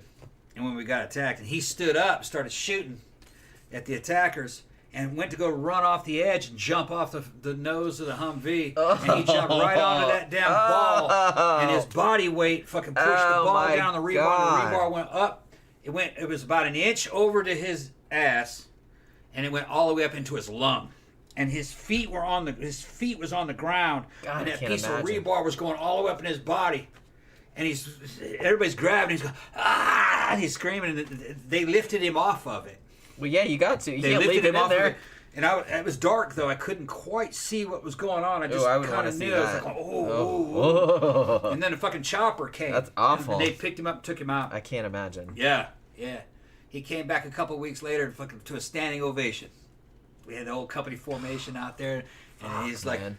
He was all right, though, took right? my virginity. Yeah. It was fucking funny as shit. Well, I mean, at least he could laugh about it. Yeah, he's laughing. He was all right. What they did to him is they fucking stuck a rod up in that hole with a fucking a swab on the end and tried to clean it out. Right. Yeah. What And else then are he you just gonna pulled it out and sewed him up because there was nothing you could do. Well, yeah. And he was fine, totally recovered. That's crazy. Yeah, Galarza, Sergeant Galarza. I think he was from Salvador originally. He That's wasn't good. one of the Contras though. God damn it. Or fucking. But Every time you tell we it, had- it's just like, ugh, it just makes me fucking cringe hearing This about was that the early to shit. mid '90s. We had Contras. One of my squad leaders was from the School of Americas. He was a Contra rebel. He was fucking badass. His wife had tortured and fucking murdered like several dozen people, enemy Sandinistas, I think, and she was a Contra intelligence officer. And they got them out of that country, and they absorbed them into the U.S. Army. That's how that was part of their deal. To give them safety, they lived on military posts. His wife is badass, but she wasn't. It was funny at that time. Women couldn't serve in combat units, so she was just a housewife living there at fucking Fort Campbell. But she was an interrogator. Yeah, badass bitch. Victor said, a few months ago, I had a patient that had to have a glass Coke bottle surgically removed from his rectum. Yeah. He said he didn't know how it got there. Yeah. I don't know how I got there, man. I woke up and there's this. Man, Somebody must have broke into my house and shoved Yeah. a Coke bottle up my ass while I was sleeping. Yeah. There used to be a fucking site back when the internet was Wild West. It was called Gore Gallery. Yeah, I remember that. Back in the 90s. And they had all kinds of damn x-rays of things that were up in people's asses. Yeah. And you'd see those x-rays, you start laughing. One of them was a fucking toy double-decker bus. Yeah. Up in some dude's ass. I told you my sister used to do coding, like billing coding for a GI clinic. Yeah. And she's like, you would be fucking horrified at all the stuff that all the shit that goes up people's booties. Yeah. She's like, yeah, and she's like, it's kind of hilarious, like, because they got to bill it, like to the insurance company. And everything. Yeah. So she would like tell me. We gotta get back to this one. Well, yeah. I mean, I know how we should do a whole show about like shit that people got stuck up their ass, but it's the shit stuck up their ass show. But yeah, so where was I? Okay. So like I said, yeah, so the cop attributed like some car trouble that he had later on that evening to the demon. So like I said, that's kind of like a problem that we're going to see with a lot of this case, is that if you already are primed to believe in demons or like supernatural or something like that, you're going to kind of attribute everything to that, including stuff appearing in your ass and you have no idea how it got there. That's what I mean. I'm sure somebody has probably come up with the excuses like that a demon did it or a ghost did it. So I mean, that would be a good one, at least. At least it's a little bit creative. Now, so as DCS are looking further into this case, they discover that before, like, I kind of feel like even before the claims of a haunting started, the kids had not been attending school all that regularly.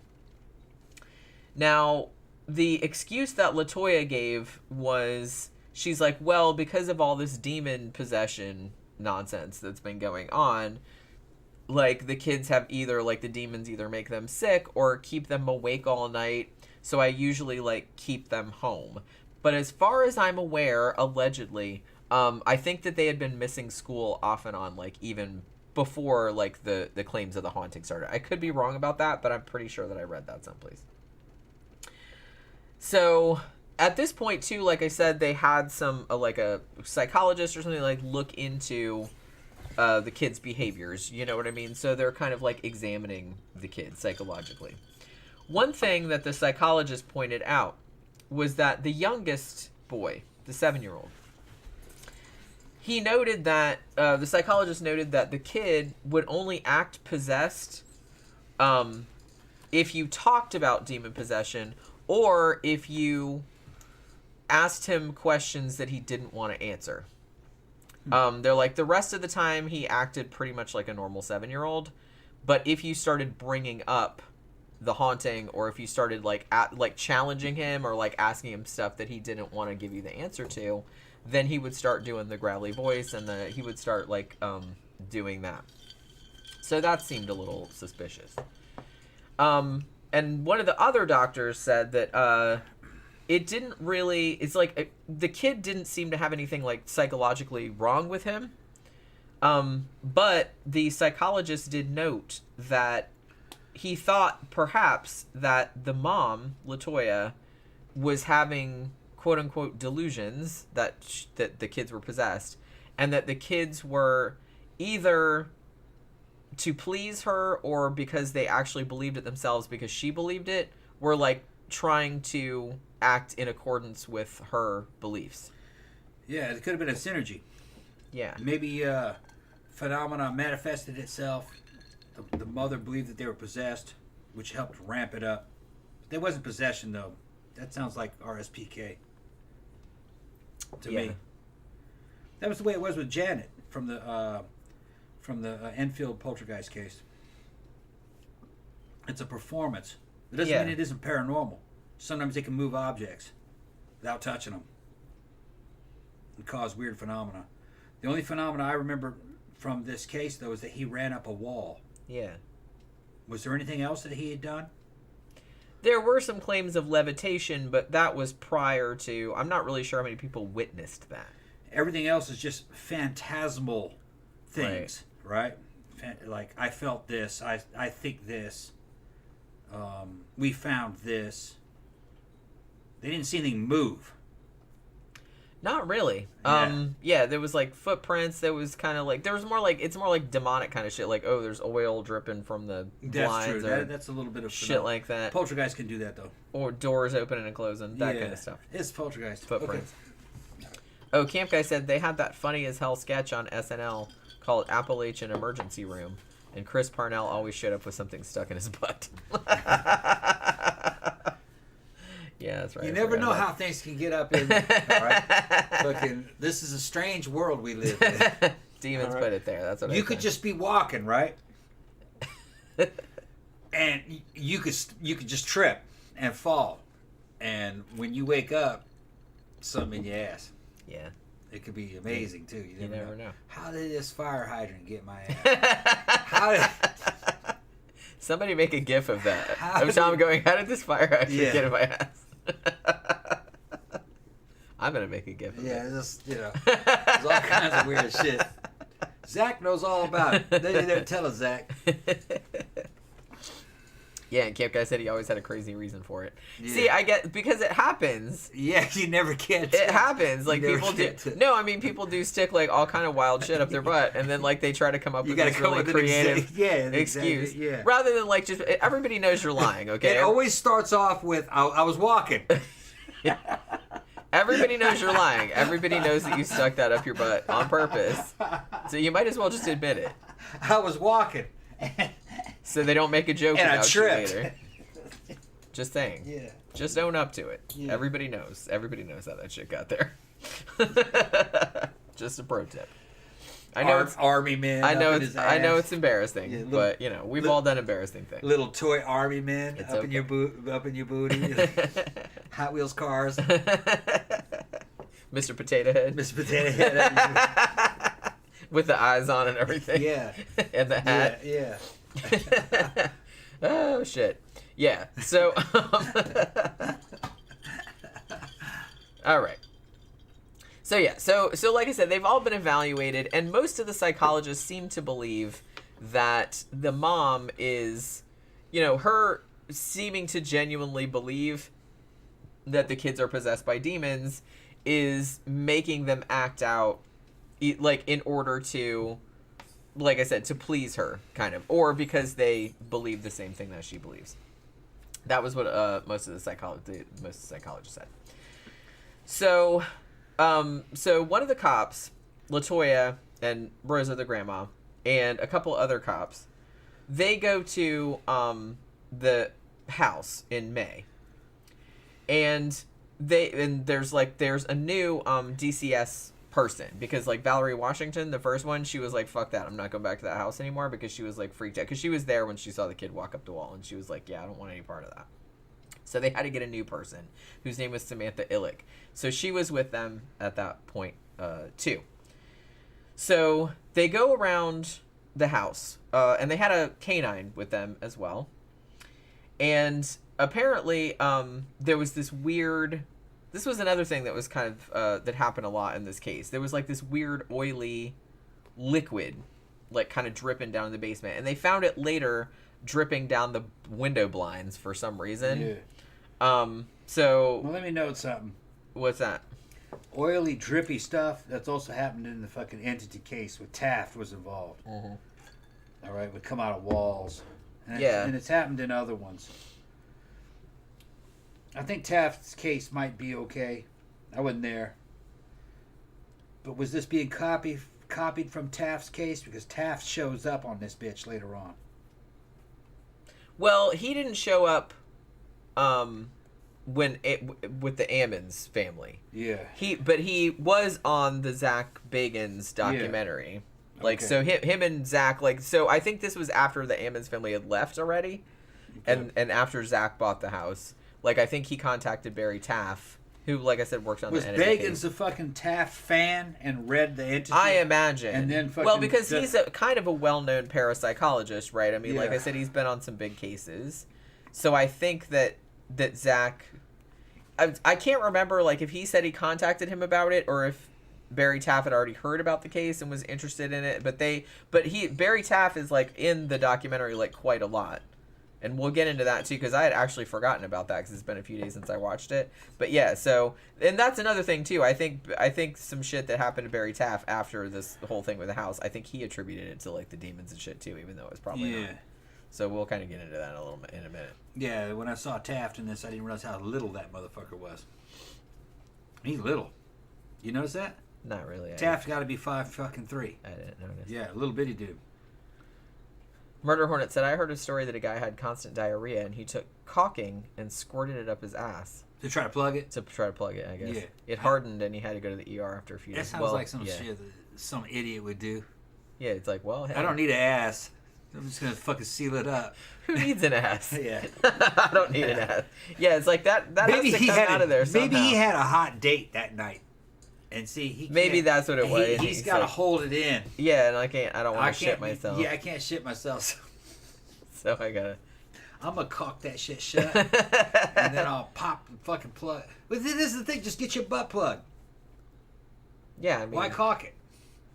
Yeah, it's like they do have butt plugs. You know, they have all different kinds, all different kinds, all different sizes, all different shapes and colors.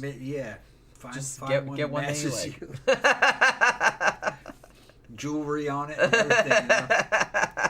You can explain it to her that way. It's booty jewelry. It's it's pretty to make the sphincter look pretty. Right. Yeah. They even have it for cats. Yeah. Now. Well, you don't stick Just it. Don't remove it. Yeah.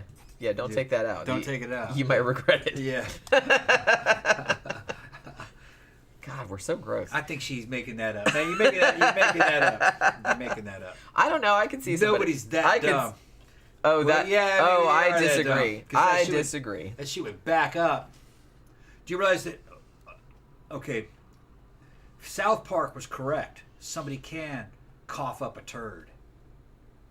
We saw a fucking program called Monsters Inside Me. I still remember that because I was horrified.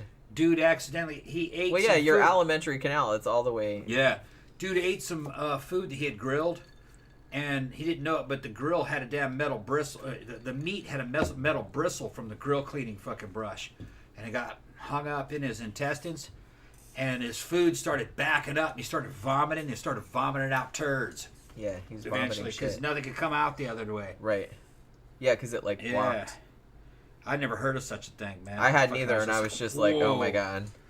So, I mean, once they mentioned it, I was like, oh yeah, duh, that makes total sense. Because it's all one, from your mouth to your ass. It's like one fucking do not, for somebody who likes to cook, and I got a grill out there and griddles and shit, do not have any kind of metal scrub brush for a grill. Yeah, not a good idea. And after that, I was just like, oh my God, we're throwing I don't even think we had one. We didn't have one. They were all plastic. But because the new ones are all plastic, but the old ones were probably for metal. That, probably for that very reason. For that very reason. Right. Just a bristle fucking can break loose and get caught in a and he didn't even notice it. He didn't notice it. It swallowed it. And fucking got hung up in his intestines and fucking nothing could pass through. Yeah. It caused a fucking backup.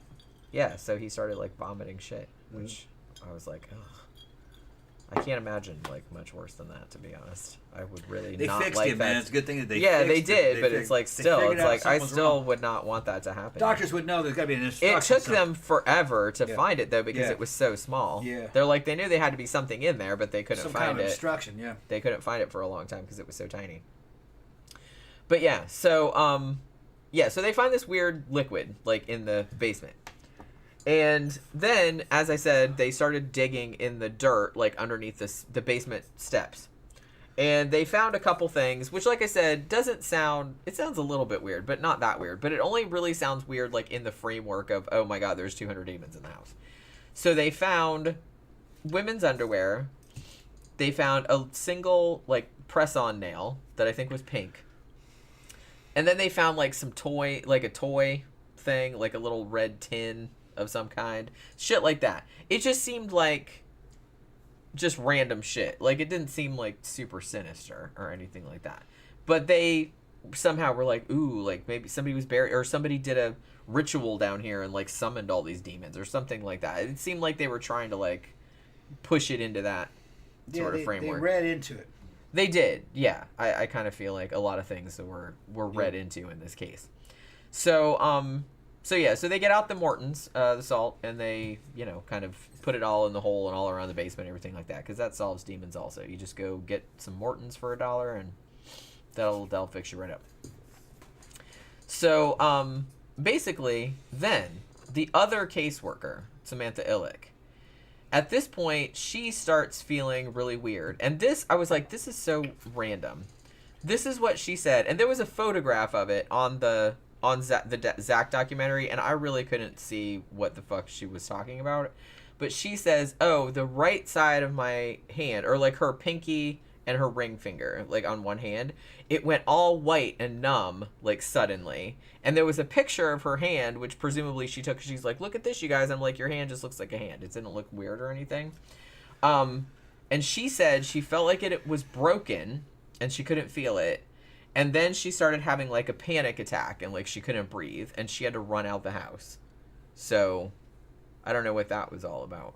But I was like, what a weird thing to say though. It's like, oh, the demons are fucking with 2 of my fingers. And then it's just went white, and it's like, but then she took a picture of it and her hand just looked normal to me. But you know what I mean.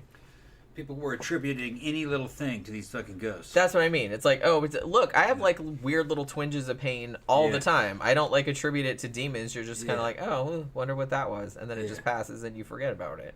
Oh shit! Jack in the Box gave me some fucked up fries. Ghost did it. Ghost did it. That's what I mean. It's like I can't imagine being the kind of person that would attribute just like stupid little everyday annoyances that everyone has. They were afraid. I know, but it was kind of like a mass panic. Yeah, it definitely does seem like that. It does seem like a witch panic. Yeah. So this is the second DCS lady, and because the first one she was like, "Fuck that, I'm not going back to that house," and she wouldn't even come back. So they had to get a second one who I think volunteered. And, like, she came there, and she's like, look, my hand's all fucked up, and I'm having a panic attack. I'm out of here. So she runs outside. And then LaToya, who had actually come into the house this time, even though she wouldn't before, she started feeling fucked up, too. Like, she got a headache, and she started having all these, like, weird phantom pains and stuff. And so she also had to, like, run out the house. Yeah. And the cop that we were talking about before, the captain that was interviewed on the documentary, he's like, he didn't like going in the house either, and he actually would not go in there like after dark. You know what I mean? He'd only go in there. This actually all kind of checks out with poltergeist.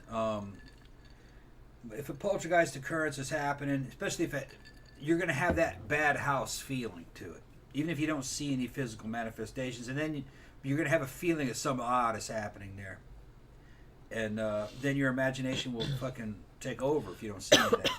If you don't see any actual phenomenon, you might actually think you feel some shit, and then you're gonna, or you might see something's a little unusual, and you'll attribute that to the fucking phenomenon, the ghost or the demon or whatever it is you're calling it. So I think they misidentified stuff, but I do think that they're sensing that it's a bad house. Although I will note. And this is kind of a spoiler alert, that people who had, because like I said, they were renting this house, so they had a landlord. Yeah. So the landlord, I don't remember how long he had owned the house, but it was quite a while. He was like an older man. And he had tenants prior to this, and he had tenants after. Nobody else reported any unusual activity. Just those. Yeah. Just that. Well, if it's poltergeist, it's not centered around the house. It's centered around the kids. But it didn't follow them either. It didn't follow the kids? No, because they moved and nothing else. Well, sometimes the kids can move and they think that they left the ghost behind. And they only last a few weeks anyway with poltergeist. Yeah. So it might have just been that. Because, I mean, I think the shit went on for a couple of years, like before they... A couple of years? Was it a couple of years? Or maybe it was a year or something like that. But then, like, eventually they moved. Janet's case out of the Enfield poltergeist case, which is, for me personally, the most credible case because it was closest to mine, and it was something that my family actually saw. Theirs was better. I think Janet's lasted about 18 months, didn't it? Yeah, it was a year and a half. About a year and a half, yeah. Yeah. So, which is unusual. Very unusual. Usually it's only a few weeks. That's unusual. Yeah. But yeah, so they keep looking around the house, and like I said, they found this weird oily substance. I guess they meant there was pictures of it. It didn't look like, it just kind of looked like olive oil or something. Like, not even like olive oil. It just kind of looked like fucking, like a clear oil, kind of. So they found this dripping down the window blinds, and they couldn't figure out what it was or where it came from. So what they did was, like, they wiped it all off the blinds, and then they sealed the room off, and then they went back in there, like, half an hour later or whatever, and they said that the oil was all over the blinds again, so they couldn't figure out where it was coming from. Like, apparently they tried to figure out what it was, and they couldn't figure it out.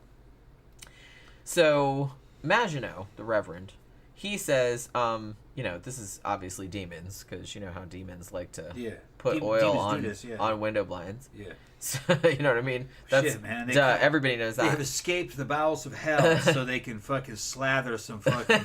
so they can go, yeah, slather some fucking I'm vegetable fucking oil. up your blinds. Yeah. I'm putting some fucking... Yeah. Some fucking canola oil on your window. Take that, bitch. Yeah. I mean... Extra virgin. Yeah, it's like that. Like I said, it just... All the demonic shit just seems a little lame. That's all I'm saying. Yeah. So he's like, okay, well, this oily thing, this is obviously, we need to get the big guns for this. So he actually he contacts the bishop and asks for permission to do an exorcism, because obviously you can't just do exorcisms willy-nilly. Like I said, you have to get permission to do that shit. Now, we talk about the oil, though. Yeah. Okay. In the Taft case, there was oil. This is the entity case. And then they went and they collected some of that stuff and had it analyzed. And if memory serves, the results of the test came back as being blood plasma. Yeah. Didn't that sound about right to you? I think it was blood plasma. Yeah, that was like on their kitchen It was cabinets on the kitchen or something. cabinets. Yeah, that's right. It's on the little kitchen cabinets. Yeah, I remember. But the thing is that that's what they claimed the results were. I didn't see the results. They just said that's what the results came back at, blood plasma. See, you gotta watch, because a lot of the paranormal cases, like, sometimes people just, like, say that, and then it just gets repeated. Right. But you didn't see the results. They just said that. Yeah, like, I didn't see the lab results personally. The lab results said that it was blood plasma. Well, where are the results? You know, which laboratory? I don't remember seeing any of that. I don't think they posted any of that. So you can say anything. Yeah. And back then they couldn't really... Yeah, and back then it was harder to disprove. You couldn't check. Even though I think the entity case was pretty compelling. It had there was weird things about it. But I don't know how much of it was true. Really, you never will know unless you were there. Yeah. Well, that's kind of the thing. It's just the way it is. It's just kind of subjective. That's me and Jen have seen stuff together, and there'd be no way to document it or prove it. You just had to be there. Well, yeah, and that's what I mean. And it's just kind of like... And the thing about it is, like, even if we had taken a picture of it, it would or just a video, it would just be... It would just be the after effects. And the thing is, we weren't... I didn't even have my phone with me, because we weren't expecting anything to happen. We were just like... I was just sitting there, like, fucking watching a movie, like, waiting for a movie to start, and it just happened. We were just surprised. Yeah, remote flew off the TV, flew off the table. So that's in front of a bunch of people. Yeah, that's what I mean. So it's... But no one was expecting that, so it's like no one was... And you wouldn't have been able to catch it anyway. No, too fast. It was too that's fast. the way Mammoth was, but it was constant. And it was always where you weren't looking. Yeah. I don't think I wasn't looking at it. Yeah. It was in your field of vision, but you weren't focused on it. Yeah, but I wasn't focused. Yeah. That's it was like, it was about 2 or 3 feet, like, beneath my eye line. But yeah, so Maginot asks the bishop, can we pretty please do an exorcism? Bishop says, nah, bro, you can't. He's like, but you can do a minor exorcism. You can't do the big fucking... Which is like, I don't know why that's so funny to me. It's like they have like these different stages of exorcisms. Like, ooh, you can't do the big one unless we say that you can do it. Even though I'm sure it's like, it's not a big difference, but whatever. He's like, well, you can do a minor exorcism. Just look that shit up on the internet and like figure out how to do it. So he does, at the house, he actually does kind of what he called an intense blessing. And did a minor exorcism, but he didn't do it on the house. He actually did it on LaToya. And she apparently kind of had all kind of... I think some of that was recorded, actually, because there's videos of it floating around out there. But she, acted all possessy and whatnot. So, I think that the case manager, Samantha Illick, and a couple of the cops were at the exorcism as well. So this is like a whole... That's pretty weird having cops at your exorcism, but okay. But like I said, I guess because DCS was involved and they wanted to see what was going on with this bullshit before they'd let her have the kids back. Is it time for commercials yet? Yeah, I guess so. I mean, I'm trying to finish the case up, but you know what I mean? No, no. Have commercials and then we'll take a break.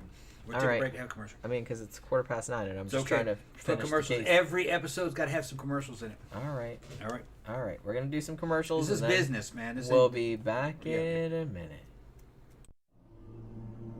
And now was acknowledged the presence of the Red Death.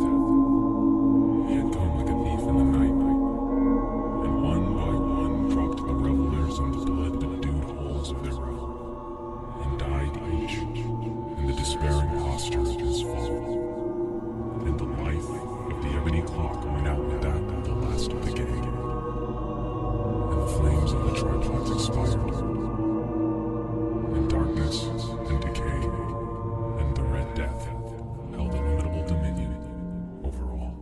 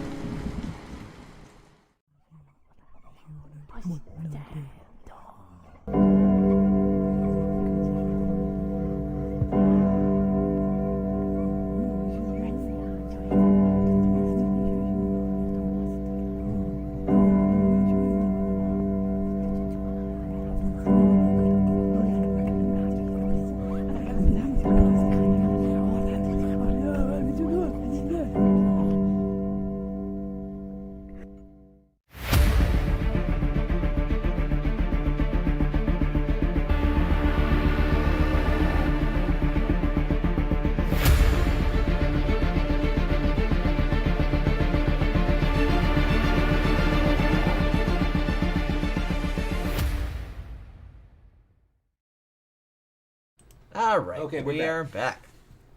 So, where were we? So, intense blessing. And a minor exorcism on Latoya, which, like I said, she did a whole possessed person kind of thing. And, like, cops were at the exorcism and everything like that.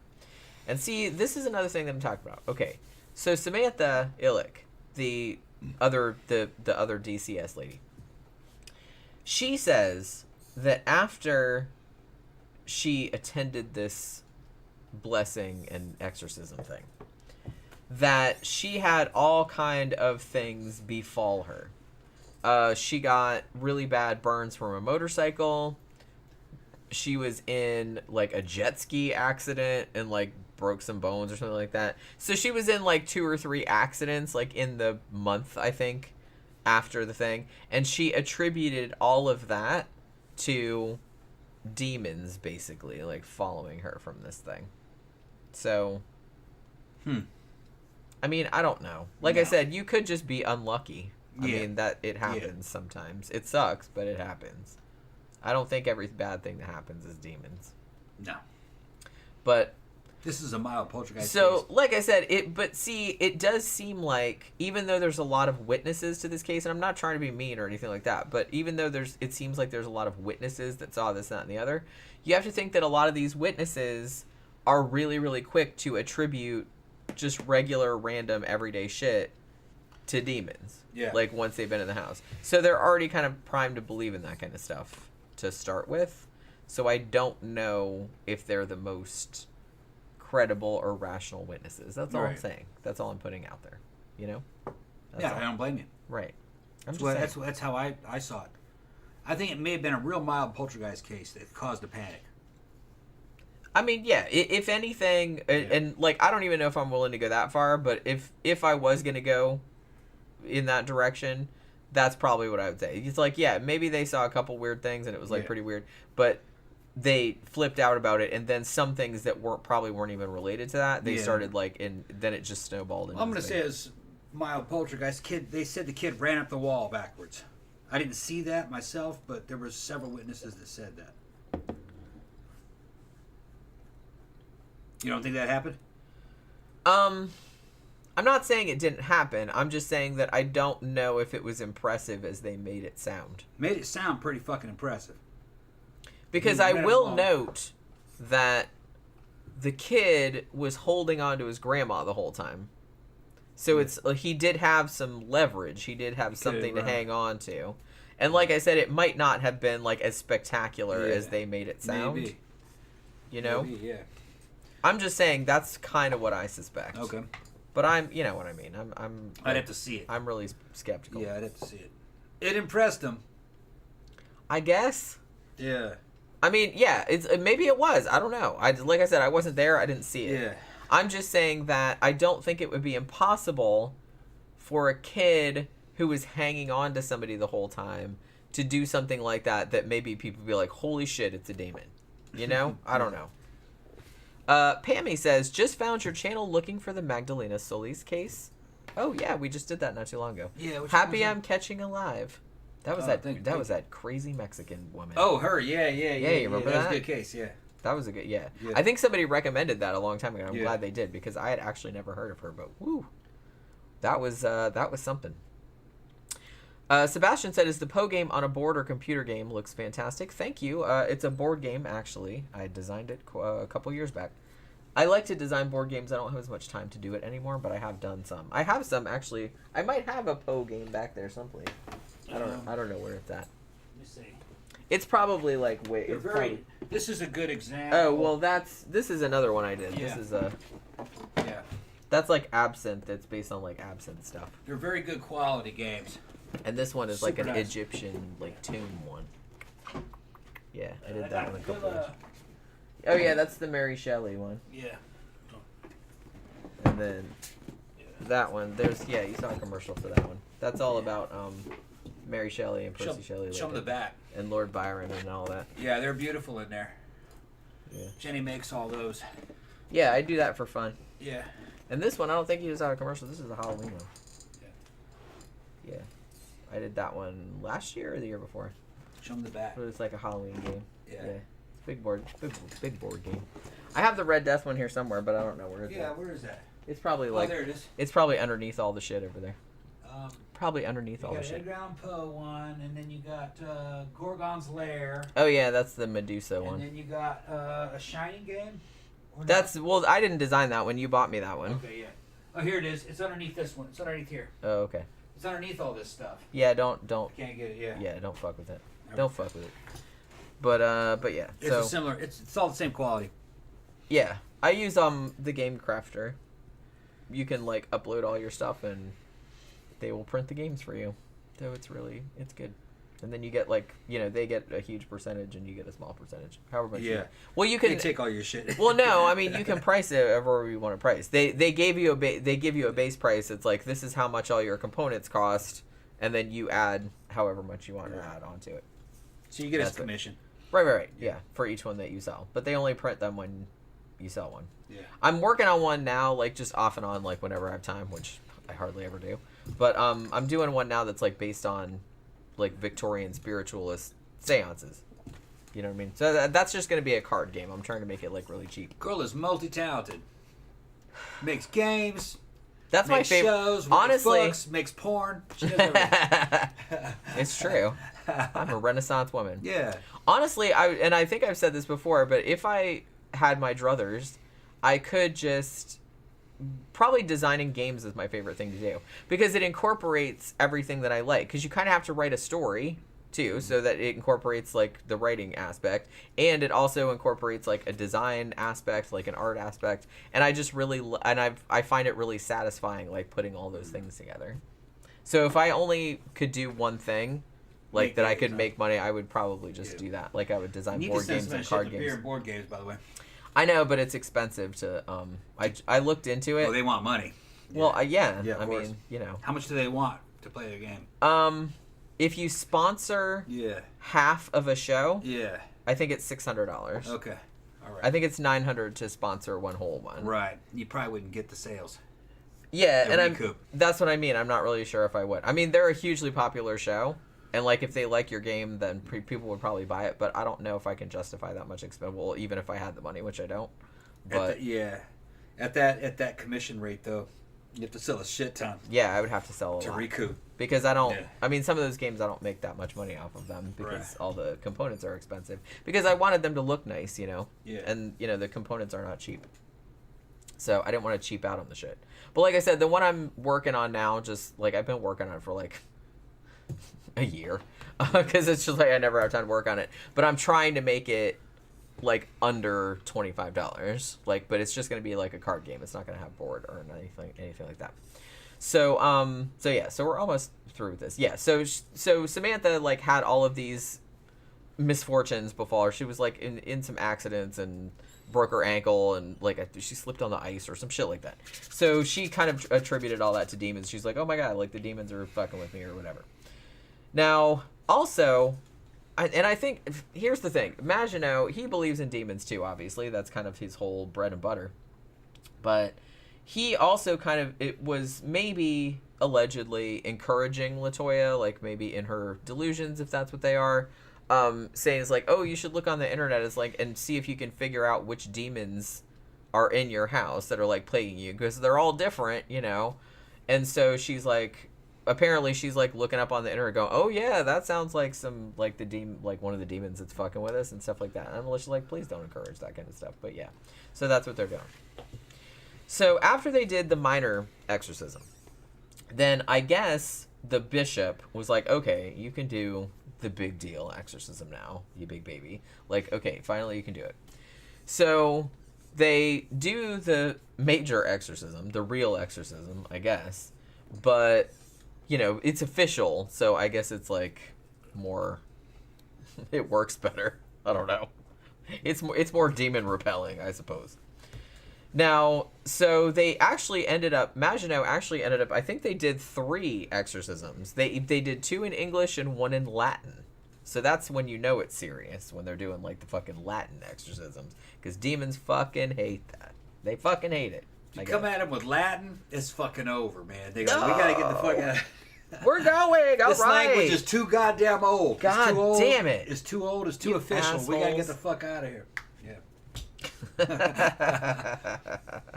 Then Maginot. Max von Sydow has ruined this shit for us. Max von Sydow, he can Yeah. exorcise some demons, that's for sure. Yeah.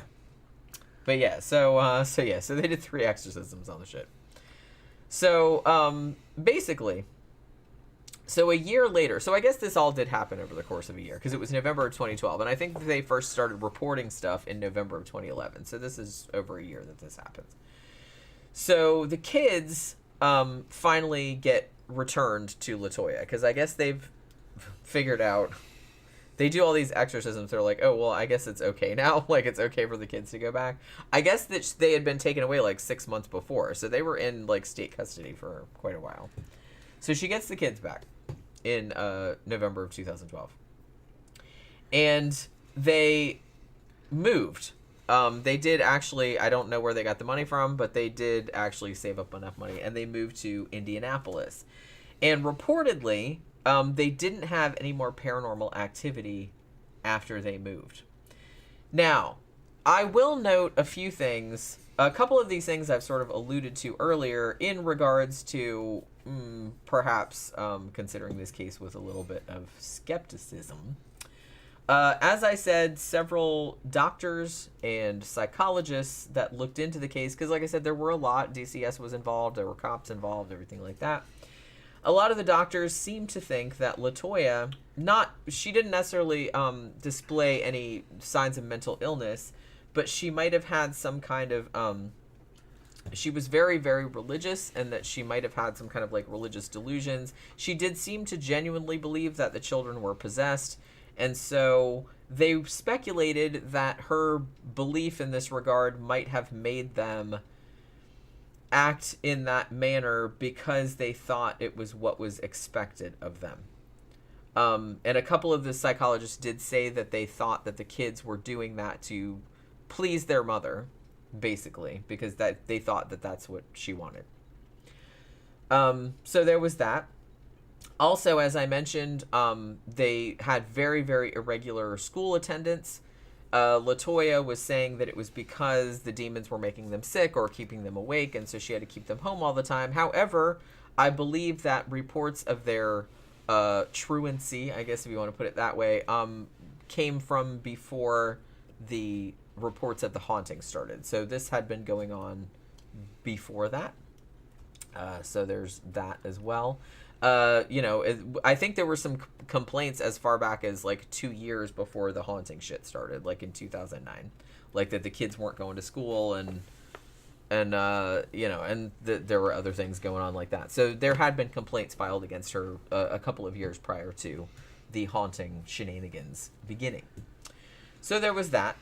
Also, the landlord, whose name was Charles Reed, I think was the guy's name. He said that none of his other tenants had ever complained to him of any paranormal activity, either before or after she had lived there. He also noted that the alleged paranormal activity began when LaToya got behind on her rent, and she subsequently did not pay it. So there was that going on too. And he thought that she had just started the story so she wouldn't have to pay for anything. And as I mentioned previously, a lot of the psychologists that interviewed the children when their mother was not present would act completely normally for their age group or whatever, unless the psychologist brought up the haunting or brought up demons in any form. Then they would start acting like kind of crazy. Or if they asked them questions that they didn't want to answer, like uncomfortable questions, then they would start like acting all like raw, you know what I mean? They would start doing that kind of shit, and they thought that was very suspicious.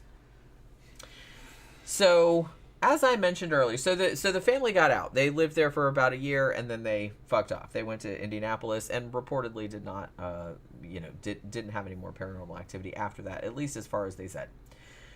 So, Zach Bagans, as from Ghost Adventures, obviously, he got interested in this case, and he bought the house in 2014 for $35,000, and he's gonna make a documentary in it. Now, me and Tom watched this documentary a couple nights ago. It's called. I encourage you to watch it. It's good. It's actually pretty entertaining. It's funny. Yeah. I didn't think it would be. I thought it'd be boring as fuck. Yeah. But it was actually pretty entertaining. I thought. I didn't believe much of it. No, I don't believe any of it either. Yeah. But it was still like pretty entertaining. Yeah. So, well, like I said, because I was skeptical because I don't like Ghost Adventures. I think it's boring as shit. Because nothing happens, and it's like, and it's very clear that they're trying to make the show interesting by pretending that shit's happening, but nothing's really happening. But this was actually interesting, and it wasn't interesting because they were pretending shit was happening. It was interesting because of like the interviews with the people who were involved, and he actually did, like, to his credit, he did actually get interviews with a lot of the principals involved, like some of the cops, and he interviewed the Valerie Washington, the original DCS lady, and various other people, and a couple of the relatives of of LaToya Ammons. Like, I think it was her brother or her brother-in-law or something like that. So he had like interviews with that, and he did actually get hold of the police footage, like when they went, like when them and the cops and the DCS like went through the house and like filmed it and filmed the interviews. He did actually have a lot of that in the documentary. The weird audio shit, with the ghost saying hey or whatever, he had that. So it's like he did like make an effort. It's not like a slapdash affair. It's like a well put together documentary, and he did actually have a lot of substantive information in it, which I thought was good. Do I think it's all bullshit? Yeah.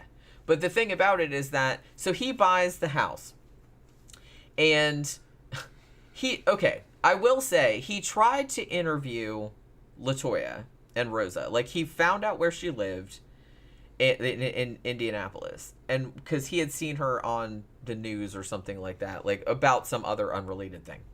So he found out where she lived and went there, and it turns out, and I actually confirmed this a little bit later on, they wouldn't talk to him because I think they wanted it to seem like, oh, it's we don't want to talk to Zach because it's like, you know, it's the whole thing's behind us and it was like too scary and we don't want to like get demons possessing us again or anything like that.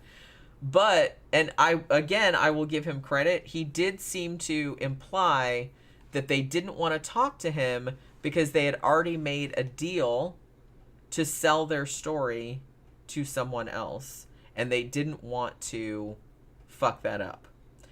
And when I was looking online, I did find out, I found an article from June, I believe, of 2022, that there is, I don't know if it's ever going to come out, but as of June 2022, there was a movie coming out about this called The Deliverance. It had apparently been cast.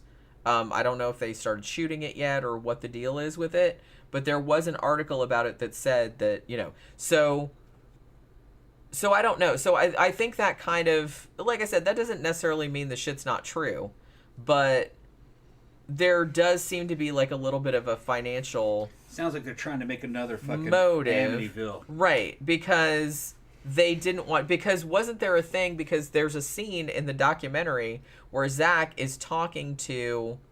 I'm assuming he's talking to like a producer or somebody like that was trying to purchase the story, and they were threatening to sue him because he was making a documentary about it, and they're like, no, we purchased the rights to that story, like to make a movie about it. I thought that's what that whole exchange was about. It's odd that he bought the house and then tore it down.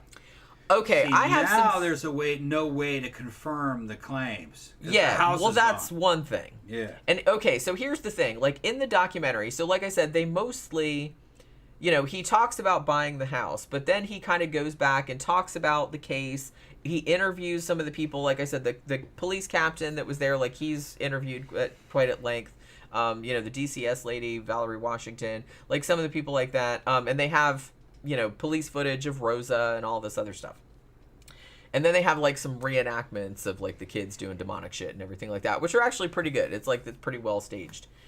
But then he goes into like probably the second half of the documentary. He goes into the thing where it's like, we're going to see if there's really something in this house. And toward the end, he does kind of like a stunt thing where he's like, I'm going to seal myself into this house like overnight, like to see what happens. So it's like, and like I said, it seemed a little like a stunt, you know what I mean? He's like, I'm gonna put plywood over all the windows so I can't get out, like plywood over all the windows and doors. He's locking himself in there so he can't get out overnight, like to see if anything happens.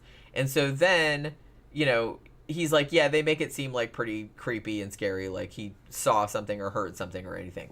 And prior to that, they also try to imply too, because remember there were the scenes where Zach and his crew were in the house, and then remember like Zach and that other dude, like the camera guy or whoever the fuck it was, and then they started like arguing or fighting, and then Zach is like pushing the dude against the wall, and he's like, oh, like, you motherfucker, blah, blah, blah, and he's like fighting with him and stuff, and then like he comes out after and he's like, I don't know what happened. So he's like trying to imply that like whatever's in the house is like possessed him or something without coming out and saying it. And then there's like this whole thing where this other dude that's on the crew like just loses his shit. He's kind of like, because remember they're in the house and he starts acting, the other dude like starts acting really weird, and he's like wandering around, like going down in the basement, and he's just like, whoa, like he's acting real weird. And then they go back to the hotel later on, and the dude is just like screaming like at nothing, like in the elevator, and he's just like acting all crazy and like threatening to kill people and shit like that.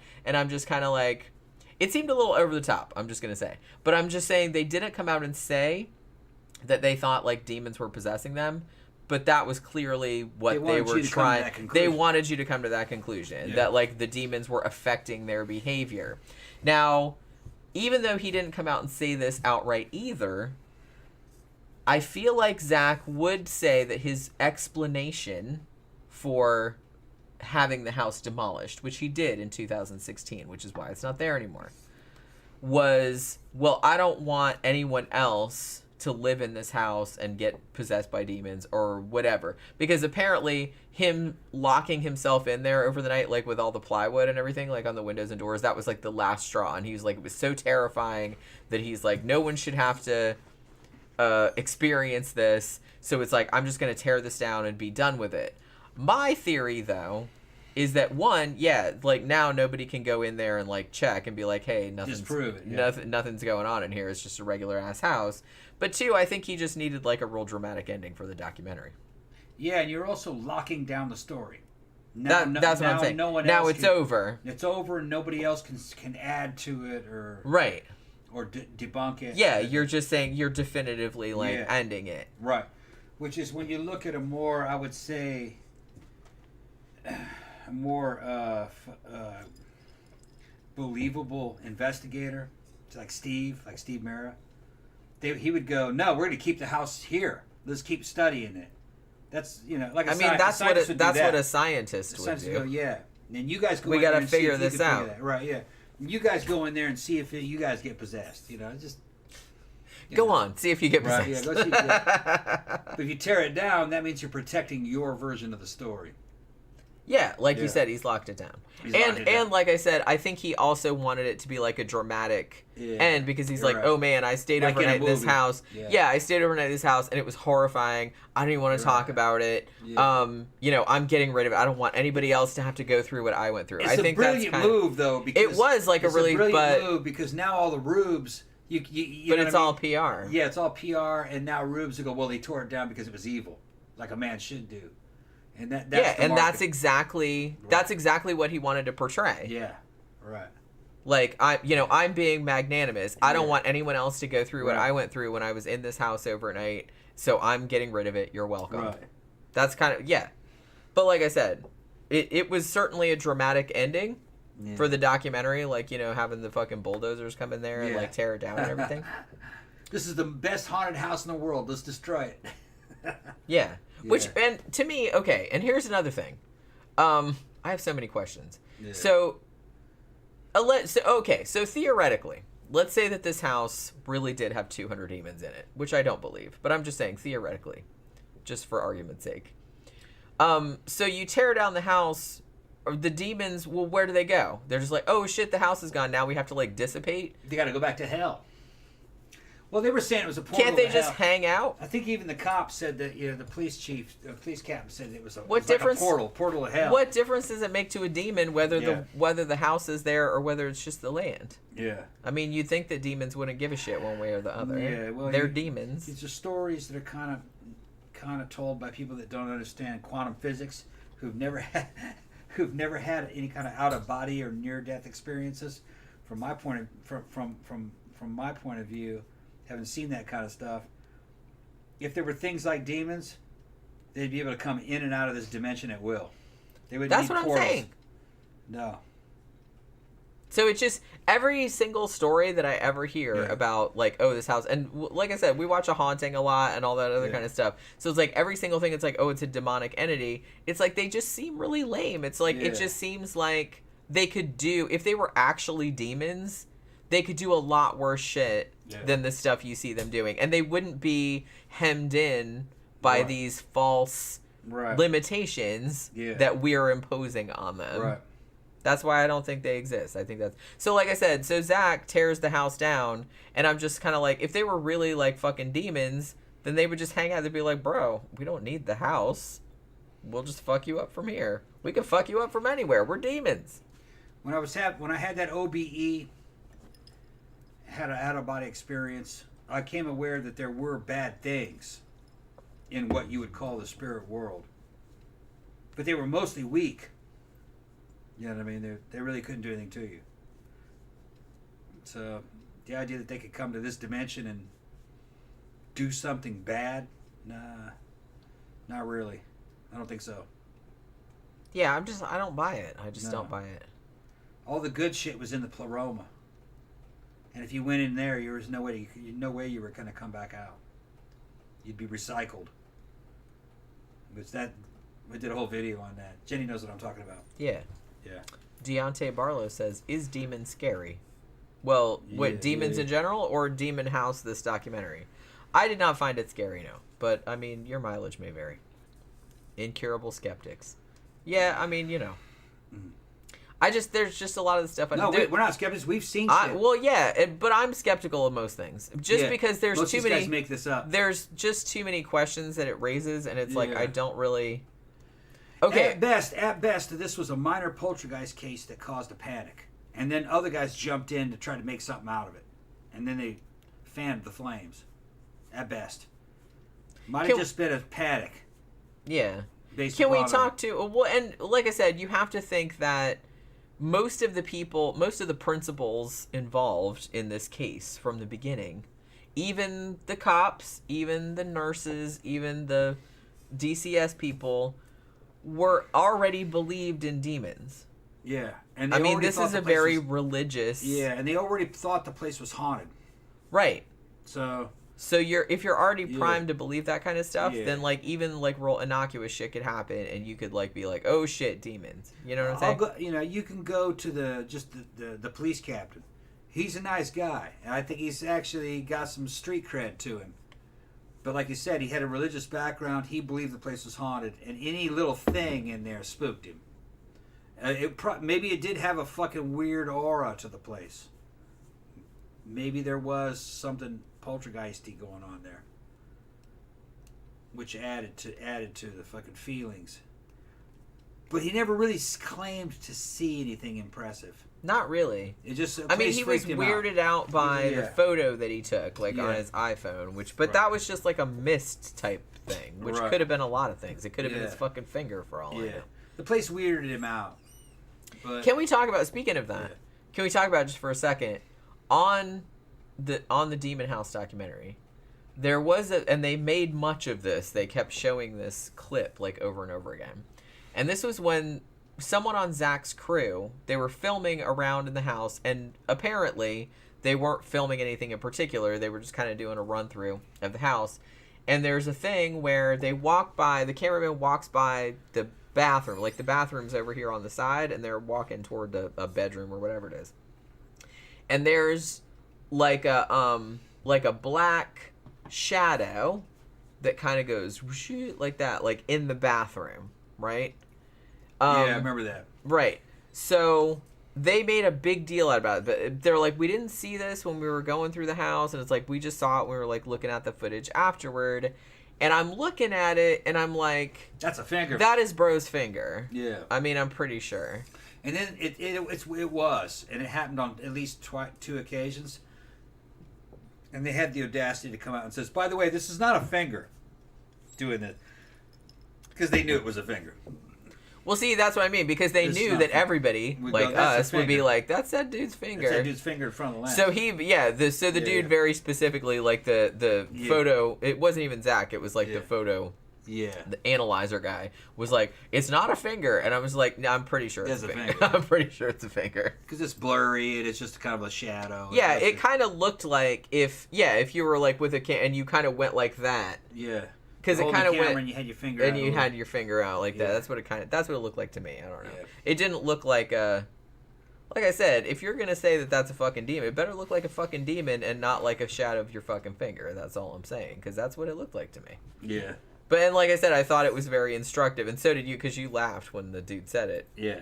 That it's like that he specifically came out and said it's not a finger. Yeah, I laughed immediately. And I was like, because that's the first thing we said. I'm like, that's a dude's finger. Yeah. He was just going like that. Gaslighting.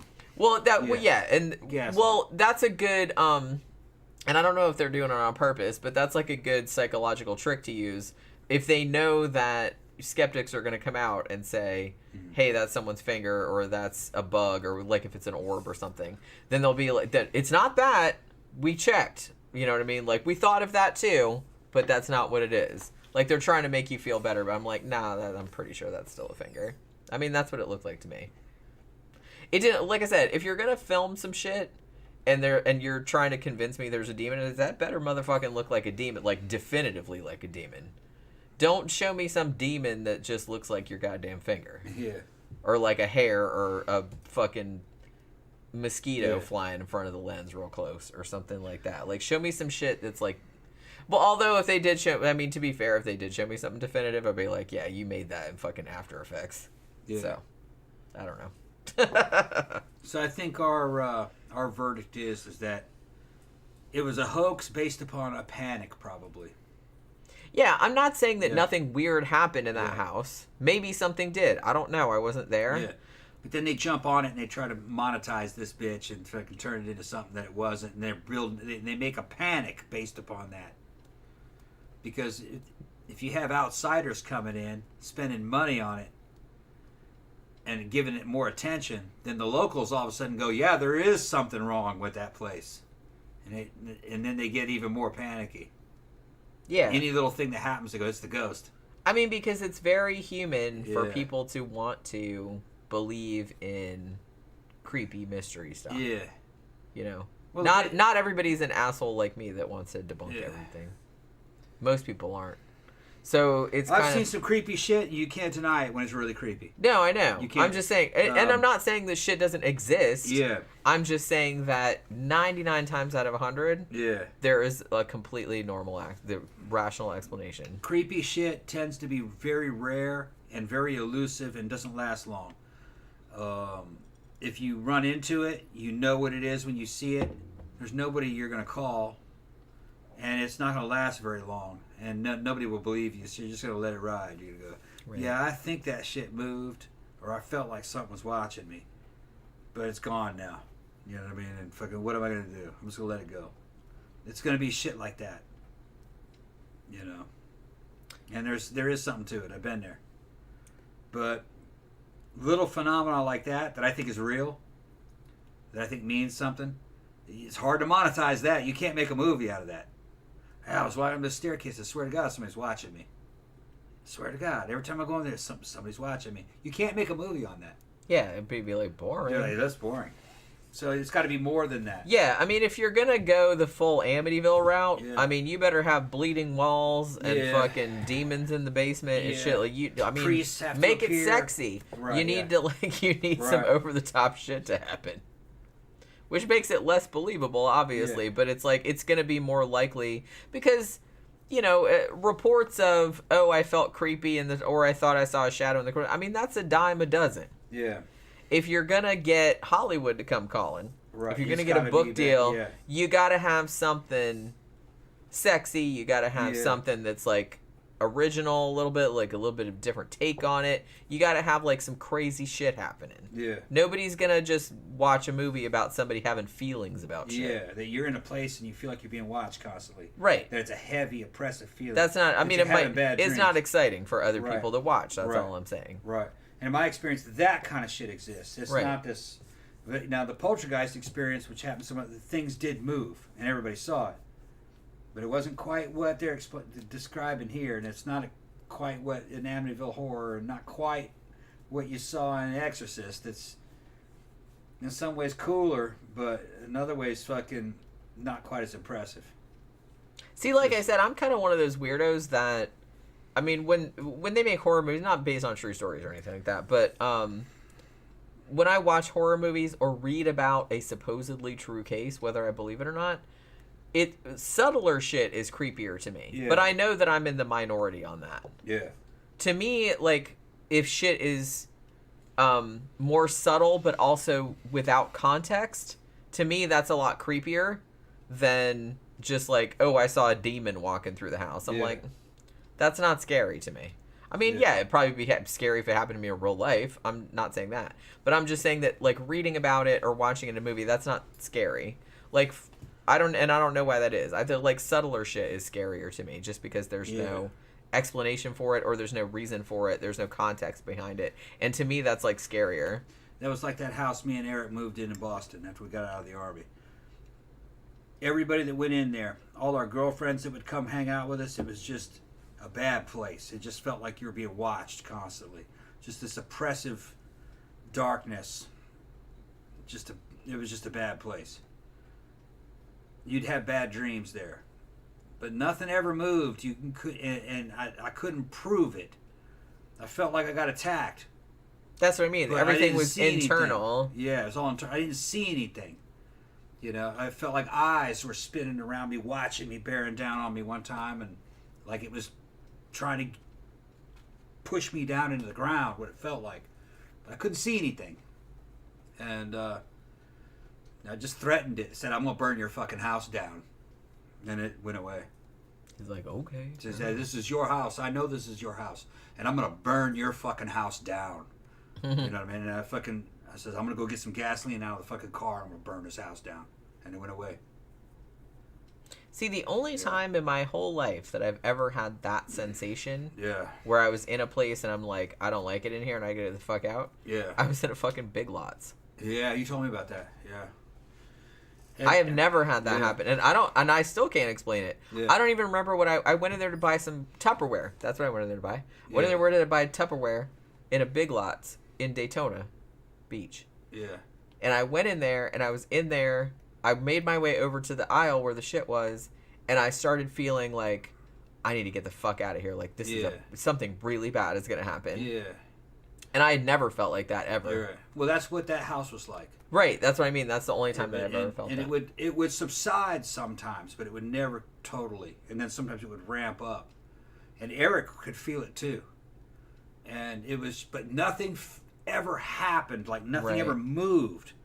We'd have to walk our girlfriends to the bathroom, and then we had to wait outside the bathroom door where they were pissing, because they didn't want to walk down the hallways by themselves. And it was a creepy kind of looking house. It was just an old Victorian house.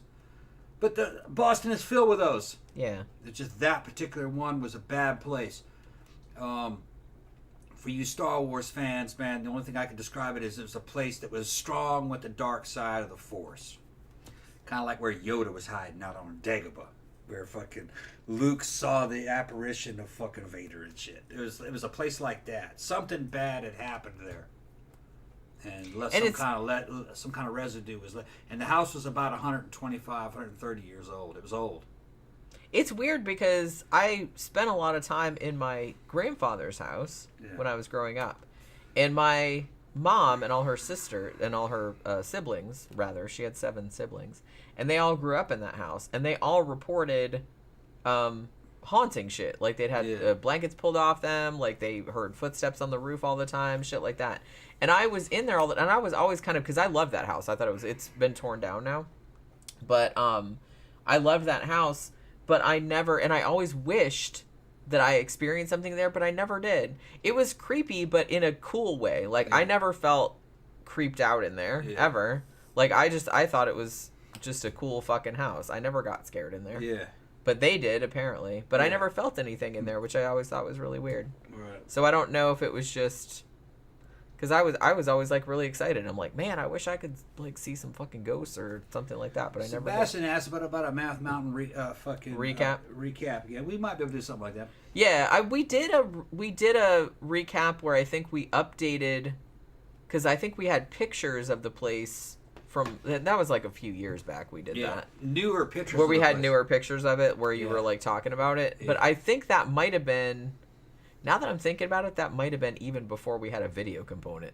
No. Because I think we had a slideshow. That's right. It was a slideshow. I think it was a slideshow because we found, like, new photos of the same place, because you were talking about how much had changed and how much little had changed. I might even be able to give the address away because nobody owns the place.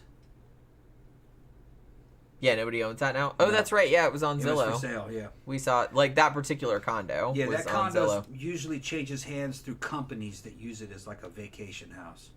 Yeah, that's what it was when you were there. Yeah, nobody lives there. Yeah, it's like an executive perk. Yeah. It's owned by, well, back when you stayed there, it was owned by an oil company, Conoco Oil, and they would, like, let the executives, like, vacation there, like... Yeah. Or whatever, but it was empty when no one was staying in it. Yeah. It's like you could go skiing. It was like a ski resort type thing. But I can give away what it is because, you see, that phenomenon was not location-based because we left there and it followed us. So you could go to that place and it would be safe. Nothing would happen there. It was emanating from me and my uncle, my aunt, and my cousin. That's the synergy that was happening. And mostly me. And I think that, I mean, that has kind of been proven definitively because we still have shit happen. We haven't had a shit happen for a while. Yeah. But at the old house, a couple years back, we had a couple months where some shit was happening. You've had some shit happen here, but just real minor. And the reason for all that shit, you say, why did that happen? It's psychological. At that time, I didn't like my family. I wanted to join that family. I wanted to live with my aunt and my uncle. I didn't want to live with my parents. So that's part of it. So you were kind of like, I created that thing to get us to bond together against a common foe. That's the fucking subconscious reason. But Red's dead now. He remembered more of it than even me or my aunt. He brought up all kinds of phenomena. That ended up in the book, though. Well, yeah, because I interviewed him and Lois extensively. Yeah, before he died. And also your cousin Wesley. Yeah. Actually, I couldn't interview him, but he sent me a letter. Yeah, he's deaf and autistic, so a lot of stuff that he says didn't quite make sense. He sent me a letter, though, where he talked about, like, different stuff. Yeah. Some of what he said is in the book, but he changed his story a lot, because sometimes he would say, no, that didn't happen, it didn't, like, Red made that up, and I was like, no, that did happen. And then he'd get scared, and he didn't want to talk about it. So he did see stuff, but he was in denial about it. Yeah, he didn't really. Yeah, it was kind of weird, like how he experienced the whole thing. He was deaf and autistic, and he was young. We were both real young at the time, 13 maybe. It's a real interesting story, and like I said, he was scared though. Yeah. Sebastian said I'll order the book. It sounds very good. Oh, you'll like it. Yeah. I mean, it's true. It's true. It's well, in case you didn't know, like I'm real skeptical about paranormal kind of stuff, and I think that Tom did not want to tell me about this for like a really long time, but he did finally tell me about it. And at first, I don't want to say like I didn't believe it, because clearly he believed it. And I was just kind of like, that sounds pretty out there. And he's like, here's what I want you to do. He's like, I want you to call my aunt and uncle in California, because they still live in California. His aunt still lives there. His uncle has since passed away, like since I wrote the book. But he's like, call them and talk to them, like without me there, and they will tell you the exact same story because they were there also. So that's what I did. I called and I talked to them, and they told me pretty much the same thing that he told me. So I was like, oh, this is really interesting. So I asked him, do you mind if I write a book about it? And it had been many years. I mean, this happened in the early 1980s. So it's not like they were trying to like cash in on the shit. They didn't want to tell anybody. I mean, because they just thought, even at the time, like I said, in the early 80s when it happened, they were just kind of like, everybody will just think we're nuts. We're just not going to tell anybody about this. So it's not like they were trying to cash in on or do like Amityville or anything like that. The only reason was because I thought it was a great story, and I thought it'd make a good book. And like, I'm a horror writer. I had written a couple books prior to that, like fiction. And I was like, do you mind if I write it down? It's like, just tell me the story and I can interview your aunt and uncle and, and I'll turn it into a book. And he was kind of reluctant, but he's like, nah, maybe we should. It's been a long time and stuff like that. But he's still like, he was still kind of weirded out about talking about it. He's not anymore, but when we were working on the book, if we talked about it for too long, like he would get weirded out about it. He's like, I don't want to talk about it anymore. You know what I mean? He'd get like that. And like I said, when we were working on the book, when did the book come out? 2017, 2018, something like that. And while we were working on the book and we were talking about it all the time, and we were calling Lois and Red and talking to them about it, and then we started having minor paranormal activity happen in our old house. Yeah. Nothing like what happened like when you were younger, but enough to be like, what the fuck? Yeah. What the fuck is going on? Like, just it was shit like the TV would come on by itself all the time. The garage door opened by itself, and the garage door, like the big garage door, and also the door from the laundry room into the garage, that opened and closed by itself. We had doors open. The back patio door opened while it was still locked. While it had the deadbolt on. Yeah. We had that. Like, I woke up one morning and it was just like wide open, even though we never opened it. And we had like some statues like fly off a Yeah, it pulled down the Top molding shelf. off the top of the fucking shit. Yeah. Remote control, like, threw itself off a table Yeah, in front of witnesses. in front of, like, several people. Yeah, we had Yeah. friends over that night. Yeah. And they were just kind of like, what the fuck? Yeah. Yeah, so shit like that would happen. But, I mean, nothing Some of like... it's happened here, just not. Yeah, as just, strong. it's been very... I haven't seen anything here. I saw it. But you saw it, because Yeah. it's like, I was Another at home. thing that it did that you didn't see, I was playing a damn Mad Max video game, and I saw the drapes move like wind had blown them. And there wasn't any wind in the house. Fucking everything was shut. You know, this shit never does that. But I was Yeah. playing, and in the view was that little cabinet, Yeah. a Victorian cabinet, and I saw a damn plastic shot glass that I used, measuring cup that I used to use to make e-liquid out of. Remember, fucking vape. Yeah, liquid? when you were vaping. Yeah, I saw it fucking streak from the top shelf down to the bottom shelf and hit and go and vibrate. And I hit pause. I was like, what the fuck was that? And I went to go look at that measuring cup, and it was deep inside the shelf, so it had fallen through all the damn shelves. Yeah, because It there's just like looked no a shrink. way that it could. Yeah, it didn't come out and then go in and then go Right. back in. It went right through them. I saw it streak down and hit and land on its bottom and then vibrate for like several seconds. And then stop. I was like, oh shit. But it didn't scare me. It doesn't scare me like it used to. Well, the weird thing about it is it doesn't scare me either because of all the discussions we've had about it. It's just phenomenal. It's just you. Yeah. It's psychokinetic phenomenal. Like I said, Done as by long the subconscious as mind. you're not mad at me and, like I said, are gonna wing a cement block at my head or something She like felt that. it watching. She felt it watching her one time. Yeah, that's true. Yeah. And you know what? You remember when a couple years back when you were in Mississippi Yeah. visiting your dad because he Yeah. was having the bypass? Yeah. You weren't home. I was in the bathroom brushing my teeth or something like that, and I could have sworn that I felt somebody, like, come up and, like, put their hands on my, like, hips. Yeah. Probably me. Yeah. And I was like, what? Yeah. See, I've had out of body experiences and near death experiences too from motorcycle accidents. So all that kind of stuff, and you can't force it to happen. It just happens. Yeah, I mean, whenever Yeah. it happens around here, it's usually when we've been talking about the shit a lot, or when you're real mad about something or Yeah. frustrated Real about something. more frustration or fear. Yeah, Those are the one- or something like that. But you always have to be, Yeah. like, spaced out and, like, not thinking about it. Yeah, too. gotta be real relaxed. And when it happens, the phenomena happens. I won't notice it until after it happened. Other people notice it. I'll like kind of snap out of it. Huh? What? Oh, I guess that did happen, didn't it? Yeah, because that's what happened with the remote Yeah. thing. You were just, like, spaced out. No, the conscious mind. But me and Jen and Dimitri saw it.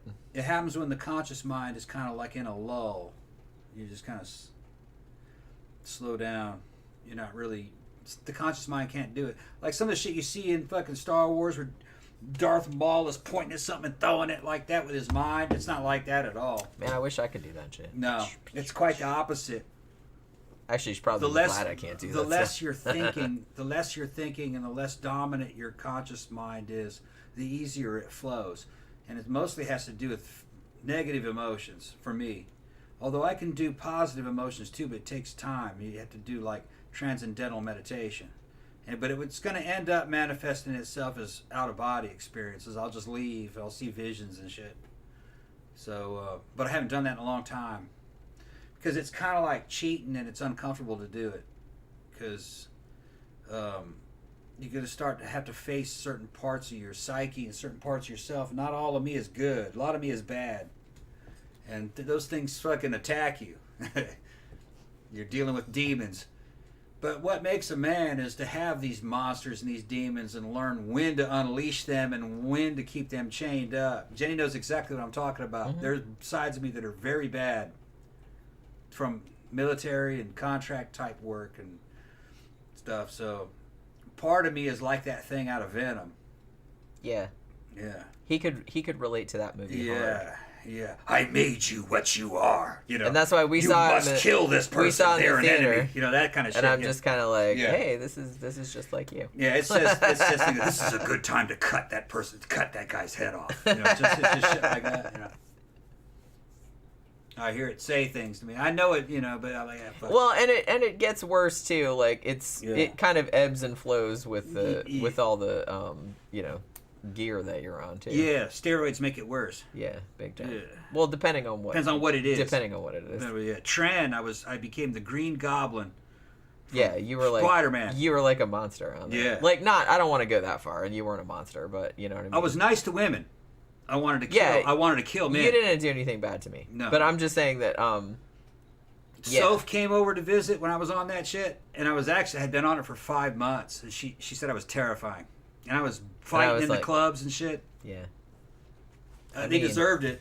I mean, yeah. I mean, they did have it coming. Yeah, but it wasn't like it was unprovoked. Yeah. You know what I mean? Yeah. But yeah. Yes, violence and sex starts to merge into one thing. Not only am I fucking trying to kill these dudes, in a way, there's a sexual element to it. You're like, which is kind of the way I think the way serial killers are. You know. Yeah, he started going like into. They're like, you love it. You know, it's like BDSM. You love the pain and the suffering that you're seeing. You know. And that fucking certain part of me in there is just, and what reason why Tran does that is it fucking stimulates your limbic system, which is like the reptilian core of your brain. Reptile brain, yeah. Yeah, and you're very instinctual, and That's it's about all, like, sex your and violence. Base emotion. Yeah, Shit. so you start acting like a double Y chromosome male. You know, you fucking. So I made him like promise not to take that. Yeah, anymore. I don't take that. I mean, anymore. there were some good things about it, like, and Yeah. I've told you that before. Like, I did like a couple of things about it, but most you get real of, sensitive and simpy towards women, and you're like. but most of it was kind of a nightmare. Yeah. Most of it was kind of a nightmare. Like I said, you didn't do anything bad to me. I'm just saying, like, other than being real. They were scared of me because I was talking about, like, I'm gonna fucking kill that dude. You know, you do that kind of shit a lot. Well, you couldn't take you anywhere because Yeah. we couldn't take you anywhere Yeah. because you were just like, well, it's like, well, if we take him somewhere, is he gonna end up like ripping someone's head off, and then we're Yeah. all gonna go to prison? You're very strong on it, and you're very fast. And you don't think about what you're doing. Fucking Trent is in control. At least I was. And I was on a heavy dose of it for a long time. And the longer you on it, the more it takes over. Not everybody. They got some guys that just can thrive on it, but not me. Yeah, like I said, I was okay for about... You turned into like a nut. I was okay for about 3 months. Then month 4 and month 5, I was... If you ever watch Spider-Man, and you're not stupid, you're intelligent, you're just evil. Yeah. What's that guy's name? What's that actor's name? Willem Dafoe. William Dafoe. I was William Dafoe's fucking goblin. Yeah. We are what we choose to be. You know, misery, misery, misery. You've chosen the path. You know, what kind of weird shit. Why be a hero? You know, that kind of shit. You're like yeah, that. it was like that. Yeah. It was like that. Yeah. So. You become very Machiavellian. Yeah. Yeah, real violent. Like I said, not an experience I could revisit. The sex is great, though. Sure. The sex is great. But other than that, not so much. I'm here to light you up. Not so much a fun time. I got these little, I wear all these little werewolf motifs and shit after that, because 5 months of Tren, you kind of pass the werewolf test. Yeah. And fucking, because you're a werewolf basically. Yeah. You're we real kinda, animalistic. That's why we kind of started talking about werewolves and Yeah, stuff so much yeah. after that, because that's what you were like. Yeah, I was like a werewolf. Oh my god, super funny. All right, so holy shit, it's getting so late. I really it's have getting to, late. We gotta go. Yeah, I have to go to bed soon. Yeah. I have to get up at 5 in the morning, and it's 10:15 at this moment. So yeah, hopefully you guys enjoyed this discussion of the LaToya Ammons haunting case. This was actually a fun one. I've been wanting to do this for a long time, so I'm glad we finally got to do it. So like I said, if you want to watch the documentary, it's actually like pretty good. And I don't really usually like that kind of thing, but I thought I wasn't bored. It was like pretty entertaining. It's on Amazon Prime if you have that. Like you can watch it for free. It's just called Demon House with Zach Bagans. Yeah. Bagans, whatever. I guess it's Bagans. I'm not gonna be an asshole about it anymore. You're being an asshole right now, just making fun of that. That's man's voice. yeah. Making fun of that That's a man's lie. voice. I'm probably Yeah, yeah. still gonna do it, but you know, Yeah. you know what I mean. It's just because Ghost Adventures. I don't Yeah. like Ghost Adventures. But yeah.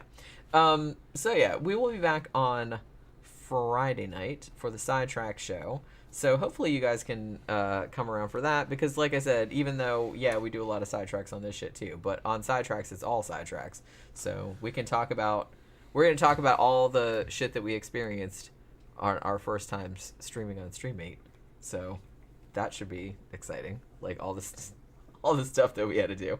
I mean, we didn't have to do it. I'm just saying, I was just interested by everyone's requests. You know what I mean? So we'll talk about that a little bit too.